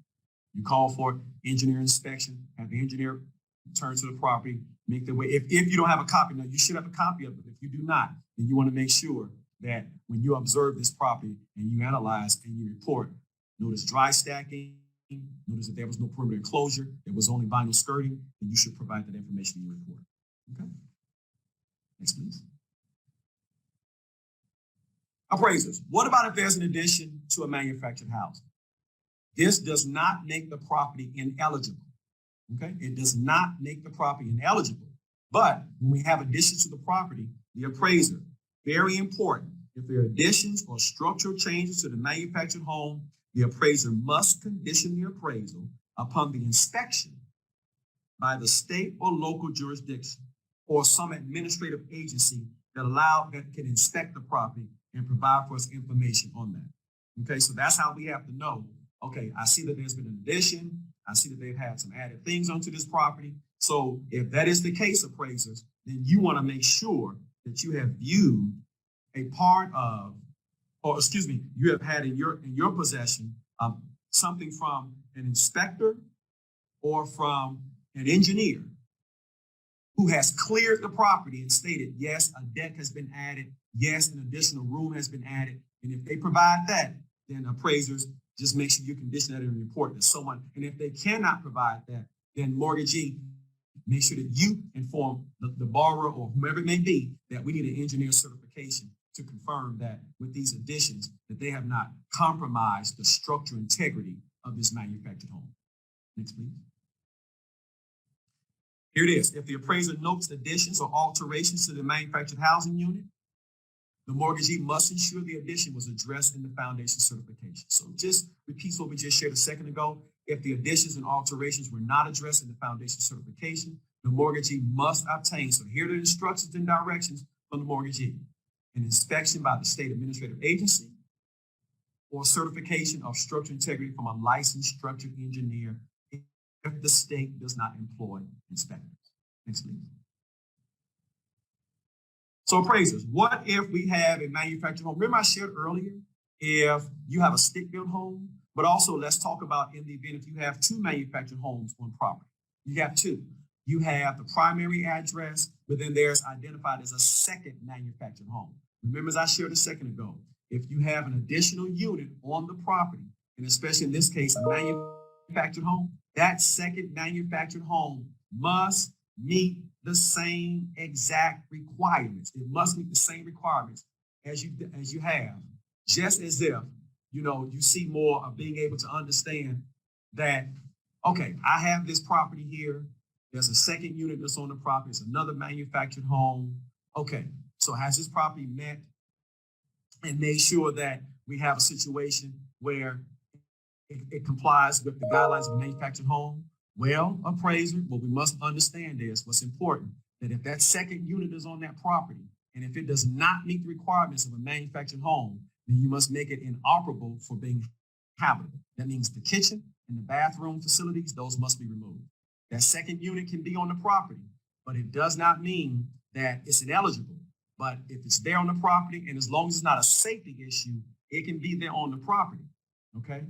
But we need to make sure that, that may be the case. If it does not, that, hey, here's the case. We want to make sure it doesn't meet those eligibility requirements. This property needs to be removed because it may be dangerous. It may be falling apart, may cause an issue, maybe a health issue. So appraiser, you may need to state it's not habitable, but it's also a danger. It's also an eyesore on the property.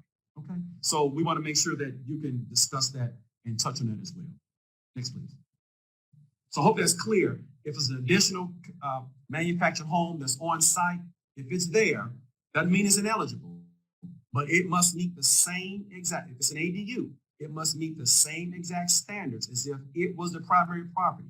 If it is not, if it does not meet the same, that means the HUD seal, that means the tag, that means the HUD data plate, that means that it's not on wheels, that means that it has a perimeter enclosure. If it does not, then the kitchen and bathroom facilities must be removed. It can be there for storage, okay? But if it's a danger, then appraiser, you may need to state this needs to be removed, okay? And so here's some information here. It just says the appraiser may consider a manufactured home to be an ADU if it meets the highest and best use. And the appraiser may value a manufactured home on the property that physically or legally may not be used as a dwelling, and it does not pose, as I shared with you, any health or safety issue. Next, please. And so now let's talk about condominiums. This is a short section here. Remember, you move now to the 1073. Next, please.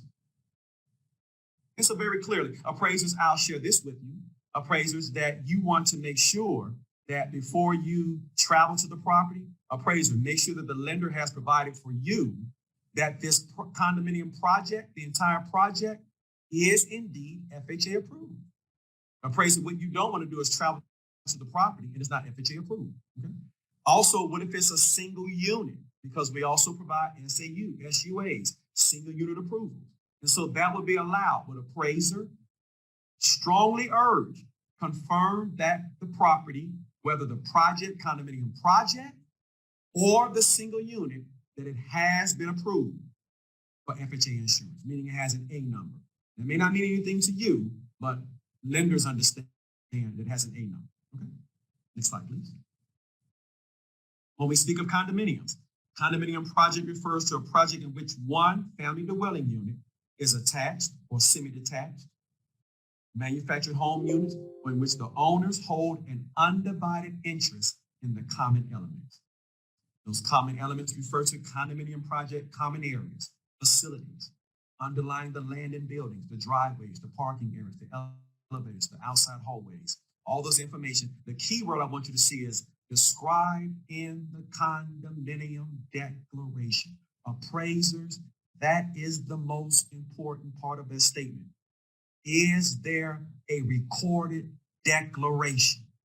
That's what confirms that this project is indeed a condominium. Are there recorded declarations that identify this property as a condominium? Next slide, please. And why is that, you may ask? Because appraisers, we don't know immediately with properties if they're condominiums or not. You can't, there's no way to tell. Okay. Next slide, please. When you see something like this, appraisers, how do you know if it's a townhome community? How do you know if it's an appraiser? If it's a condo community? You don't know, appraiser. If you're giving an assignment and it's been indicated to you that it's a condominium, appraiser, you need to view those recorded declarations, condominium declarations. Next slide, please. Manufactured home, yes, absolutely. A manufactured home condominium. Is that allowed?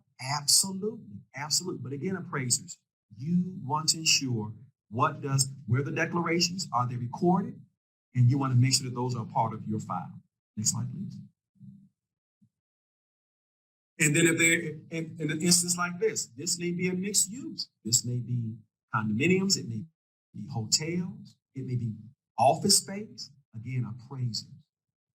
What does the declaration, the condominium declaration state? Next slide, please. An appraiser, you don't approve the condominium.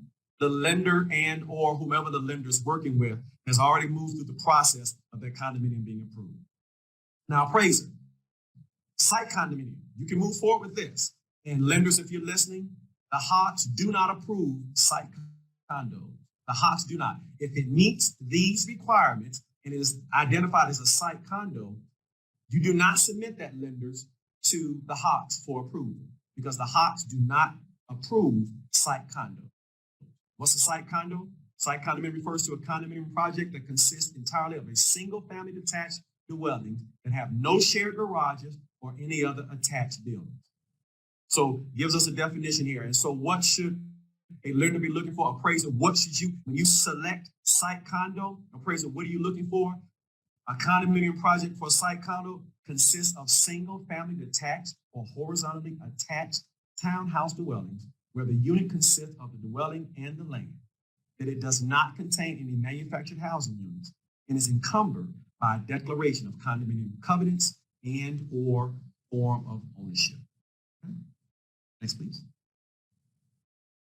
Site condos, manufactured housing condominium units may not be processed as a site condominium. So manufactured housing condominiums cannot be processed as a site condo. Project approval is required for any condominium that does not meet the definition of a site condo. So lenders, in the event, if it does not meet those qualifications, that property, if it is indeed a condominium, then yes, the HOTS or Dale Rap partners can move forward with, as long as it complies with our guidelines for a condominium, then can therefore be approved as a condominium. And here it is, the last point, the appraiser must report the appraisal on Fannie Mae Form 273 if you're dealing with those, and an individual condominium appraisal unit appraisal report. Okay. Next slide.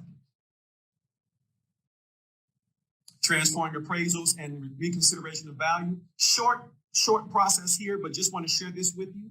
In the event appraisers, if you receive the request for an appraisal to be transferred and or the request for reconsideration of value. Next slide, please. The first mortgagee must, at the borrower's request, transfer the appraisal to the second mortgagee within 5 business days. That's a must. The appraiser is not, appraisers, please see this. The appraiser is not required to provide the appraisal to the new mortgagee. The client's name on the appraisal, appraisers, please see this. We still receive calls about this. The client's name on the appraisal does not need to reflect the new mortgagee. The second mortgagee may not request the appraiser to readdress the appraisal. Cannot do that, mortgagee, second mortgagee. Last point, if the second mortgagee finds deficiencies in the appraisal, the mortgagee must order a new appraisal. Deficiency, not value, deficiencies. Next slide, please, because we'll talk about what are material deficiencies. Material deficiencies on appraisals are those deficiencies that have a direct impact on value and marketability. And material deficiencies must be evident on the effective date. So again, this cannot be an attempt to increase value. If there was something that was observed that the appraiser missed or was omitted or we did not have access to, and this lender can provide that, hey, we have material deficiencies, we need a new appraisal, that can lead to the approval of another appraisal. Next slide, please. And so this just provides for us material deficiencies. Not limited to this, but if there's a failure to report readily observable defects, if there's reliance upon outdated or dissimilar comparable sales when more recent and or comparable sales were available, fraudulent statements or conclusions when the appraiser had reason to know or should have known that such statements or conclusions compromising, these lead to material deficiency, especially number 1, if there are defects that impact the health and safety of the occupants and or structural soundness. If this was missed, then absolutely lenders material deficiency. Next slide, please. And so we talk about material deficiencies. What about if there's an instance where there's a reconsideration of value? Here, the underwriter may request a reconsideration of value when the appraiser did not consider information that was relevant on the effective date. That means that information had to have been in existence as of the effective date. The underwriter must provide the appraiser with the relevant data that is necessary for a reconsideration of value. So the lender provides, these were additional sales, they were available, did not list in whatever reporting system that the appraiser normally uses in their normal business to retrieve comparables, looking at sales, and the underwriter may say, hey, these were identified, these were for sale by owner, these were legal, whatever the case may be. The the lender can provide those to the appraiser for the reconsideration. An appraiser, just because this information is provided, does not mean you are required to change the value. Does not mean that. But if in any event you see where this could indeed have an impact, then appraiser, you can consider that. Next slide, please. The appraiser may charge an additional fee if the relevant data was not available. If the unavailability of data is not the fault of the borrower must not be held responsible. And last but not least, for those additional costs, the effective date of the appraisal is the date the appraiser inspected their property. So the effective date does not change. Slide, please. And now we'll just touch on new construction. Just a couple of slides here, and we're pretty much done. Next slide, please. And so there are three types of appraisers that we just want to make sure that you are aware of. Number one, proposed construction. This refers to a property where no concrete or permanent material has been placed. Digging a footing is not considered permanent. So appraiser, and please, the photograph hope that helps. Where there's no concrete or permanent material, appraiser, you identify this as proposed construction. Next slide, please. So what's under construction refers to the period from the first placement of permanent material to 100% completion with no CO, certificate of occupancy, or equivalent. So if you do not have the CO or equivalent, and you're in between that period of when the first permanent material is laid in the ground, up until the point when the property is 100% complete, could be considered under construction because the structure may be there, but on the interior, the carpet's not in and the other things. So this would still be considered under construction. Next slide, please. What is existing? What is existing? Existing less than 1 year refers to a property that is 100% complete and has been completed less than 1 year from the date of the issuance of the CO or the equivalent. So again, this helps us understand appraiser. If I'm listing this as existing less than 1 year, refers to the property, it's 100% complete and has been complete less than 1 year from the date of the issuance of the CO or its equivalent. But remember, look at that final bullet. The property must have never been occupied. Next slide, please. And so then let's touch on this. What documents must be provided to the appraiser at the time of assignment? Appraiser, you should have in your possession a fully executed HUD 92541. And there it is, signed and dated no more than 30 days prior to the date of the appraisal. And then secondly, for properties 90% completed or less, the mortgagee must provide a copy of the floor plan, plot plan, and any other exhibits necessary to allow the appraiser to determine the size and level of finish of the house that they are appraising. Next slide, please. And appraisers, again, for properties greater than 90% but less than 100% completed, the mortgagee must provide the appraiser with a list of components to be installed or completed after the date of inspection. Okay, we've done a great job. Next slide, please. Thank you, everyone. Great job. Great job. Just want you to see now some helpful links and resources. Next slide, please. Again, as addressed earlier, 4000.1. 4000.1 provides great information resource to you. Secondly, upcoming single-family housing training and events. Please visit that website. Stay informed. Make that one of your favorites. Also, I would highly advise, please subscribe to FHA Info. Will you please spread the word today? Let other appraisers and lenders know you're missing out on some great information because you do not have FHA Info. You're not alerted. So please let someone know. Please subscribe to FHA Info. And last but not least, any other resource documents, those will be provided in that final site there. And so please, by all means, copy that. I believe you have a copy of the presentation in front of you. Please make those resources, make those links as useful as they are helpful in your everyday venture. Next slide, please. Also, the FHA Resource Center, as always, absolutely, please, the FHA Knowledge Base, the FAQs, a wonderful resource of questions and answers that are provided for you. And that's available 24 hours, 7 days a week, 365 days a year. Phenomenal. Please access the FAQs. Secondly, please feel free to send an email to answers@hud.gov. And you can send an email again, 24 hours a day, 7 days a week, 365 days a year. And last but not least, as our teams are working through the process of re-entering our buildings, the phone number, again, always 1-800-CALL-FHA. That's 225-5324. And we'll do our best to make sure that we are able to respond to you as respectfully as we should. Next slide, please. So that concludes my section of the presentation. I am going to ask that my co-presenter re-enter. We want to make sure that we are respectful of your time, and so we may only touch on a couple of questions. We wanted to make sure we have the information out to you, so we may only touch on just a couple of questions, and in doing so, just provide you with some good information. So, Richard, I'll turn it over to you, and we can proceed from there. Thank you, Malcolm. Okay, so Malcolm did a great job. A lot of material to cover, and he did so quite eloquently. We have a few questions that were presented to us. I'll get through what I can.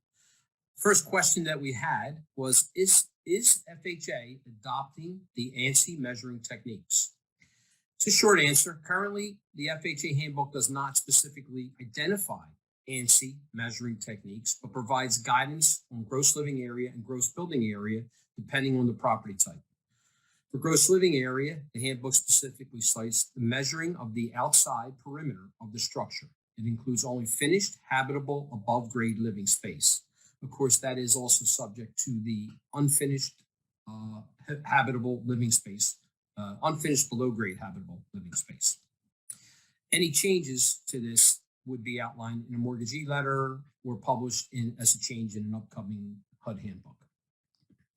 That's question one. Thank you for that. Question two, another good question. When completing an appraisal report for a manufactured home, and I have not received an engineer's report or certification of the permanent foundation guide, foundation guide for manufactured housing, should I always condition the report upon certification of the permanent foundations guide for manufactured housing? I think that we touched on this a little bit, or Malcolm did. When completing an appraisal report, yes, the handbook states that manufactured housing, for manufactured housing, the appraisal must be conditioned upon the certification of an engineer or architect that the foundation is in compliance with the PFGMH. The mortgagee has the option of using a prior certification and should provide that certification to the appraiser with the assignment. The only exception to this guideline is when the intended use of the appraisal is for a HUD REO property as one or more of the evaluation tools to establish a list price or subsequent price adjustments. In this case, the report would be as is. Another question in regard to this, when a lender gets their letter or certification, this is the second part, they send it to me and ask me to revise the report to as is. I would think at that point, I am through with the appraisal and the lender can clear the condition with the engineer's letter or certification without me. Is that correct? That is correct. You should not be changing the report from an as is, from a subject to an as is in pretty much any situation other than an actual typographical error. Another question about that's similar to this, and that would be, I would love if you would address completion reports. When there is an issue that requires a professional inspection, noted in the original report, many lenders don't understand why the appraiser won't take away that requirement in the completion report.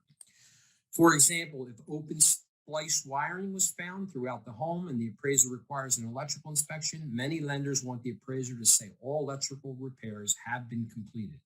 The appraiser is not an electrical expert, the electrician is. It will be helpful to have some FHA guidance on how to handle these requests. In a case where a third-party inspection is required by an appraiser and the inspection results in required repairs, the mortgagee may want verification of completion of these repairs. FHA does not specifically require an appraiser to verify these repairs, but that does not preclude a mortgagee from requesting such an inspection by an appraiser. Technically, the third-party inspector should be the person clearing this, as they're the ones that develop the opinion of what repairs were necessary. However, an appraiser could probably provide some observation as to whether a repair may have been completed, but they really should have a disclaimer as to the appropriateness of that repair, as they are not the ones that called for it or decided it was required. I hope that answers that question for you. The next question I have, the GSEs recently announced that they will soon start allowing desktop appraisal as an appraisal option on certain transactions. Is this an appraisal option FHA will be offering, or will FHA allow other abbreviated forms of an appraisal report? FHA has not announced any plans to change the current appraisal reporting forms or protocols. Any changes in that area would be announced as a mortgagee letter or a revision of HUD Handbook 4001. I have one more question that I'm going to touch on, and that is, can we please, it's more of a request with a question. Can we please revoke the comparable requirement for new construction subdivisions? The question goes on to say that opinion seems to change from time to time among lenders, appraisers, and even HUD staff. Currently, we are requiring, per HUD staff, a closed comp within the same subdivision before we can close on an FHA loan. This disproportionately harms first-time homebuyers and minorities who use FHA financing, as they will have to wait for a VA, conventional, or cash deal to close before they can close. Why is this necessary for FHA? Okay, the first thing I want to touch is on this particular question, the person is mixing the requirements from the underwriting of such a loan with the appraiser, okay? The underwriting requires that the appraiser must provide two comparables. There are times when that does not exist. From the appraisal standpoint, the appraiser is, I'll use the exact language here, whenever possible, the appraiser must select at least one sale from a competing subdivision or project and one sale from the subject subdivision. Again, that is when possible, okay? So that is probably where the disconnect is for the person who's asking this question. Okay, and I believe that ends my questions. I'm going to hand this back over to Malcolm to see if he has anything to add. Malcolm? Thank you, Richard. I'll just address a couple of questions that I received as well, and then we'll turn things back over to our main host. First question I received here is, can you clarify if repair items need a photograph and comments? I will answer very simple. Yes, absolutely. Yes, yes, yes, yes, yes. So we want to make sure that appraisers, if you have a property that needs repair items, a photograph and comments, absolutely that needs to be included in your report. Another question here that was submitted. Defective paint. And let's just say post 1978. If the appraiser observes defective paint, what should the appraiser do? Appraiser, the guideline says, if the dwelling or related improvements, so that is the deck, that's the porch, that's the shed, that's the fence, whatever is wood, metal, has defective paint, this is what the handbook says. If the dwelling or related improvements were built after 1978, the appraiser must report all defective paint surfaces on the exterior and require repair of any defective paint that exposes the subsurface of the elements. Appraiser, you must use absolute judgment. First and foremost, you have to report it.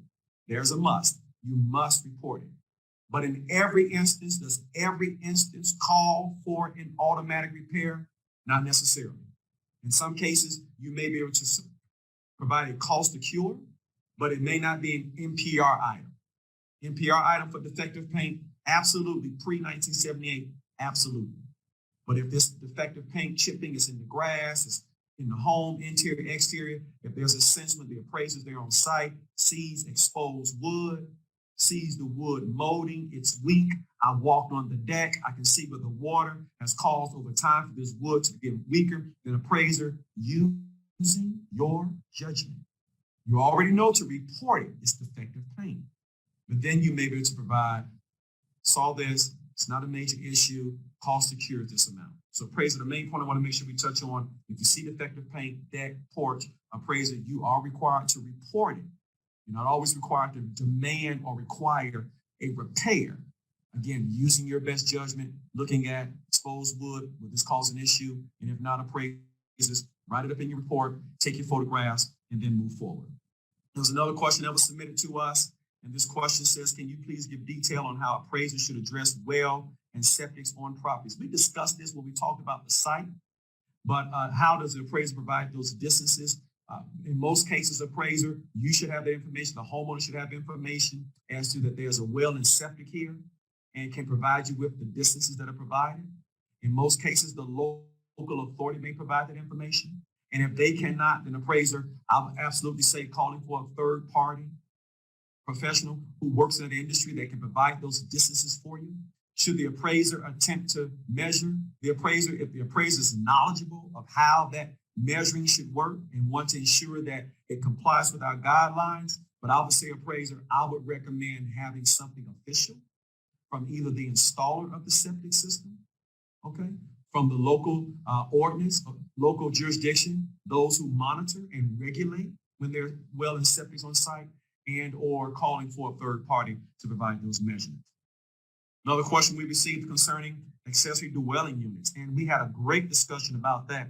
This question just deals with, is it considered if there's a walkout basement with a full kitchen, bathroom, family room, and sleeping quarters? Remember again, appraiser, highest and best use. Just because this additional unit is on site does not automatically categorize this as an ADU. If the market says you can charge $800 a month, this is the highest and best use, then appraiser, this may be a second unit. And you may need to comply with the requirements of the 1025. Okay, so appraiser, again, you're looking at the market.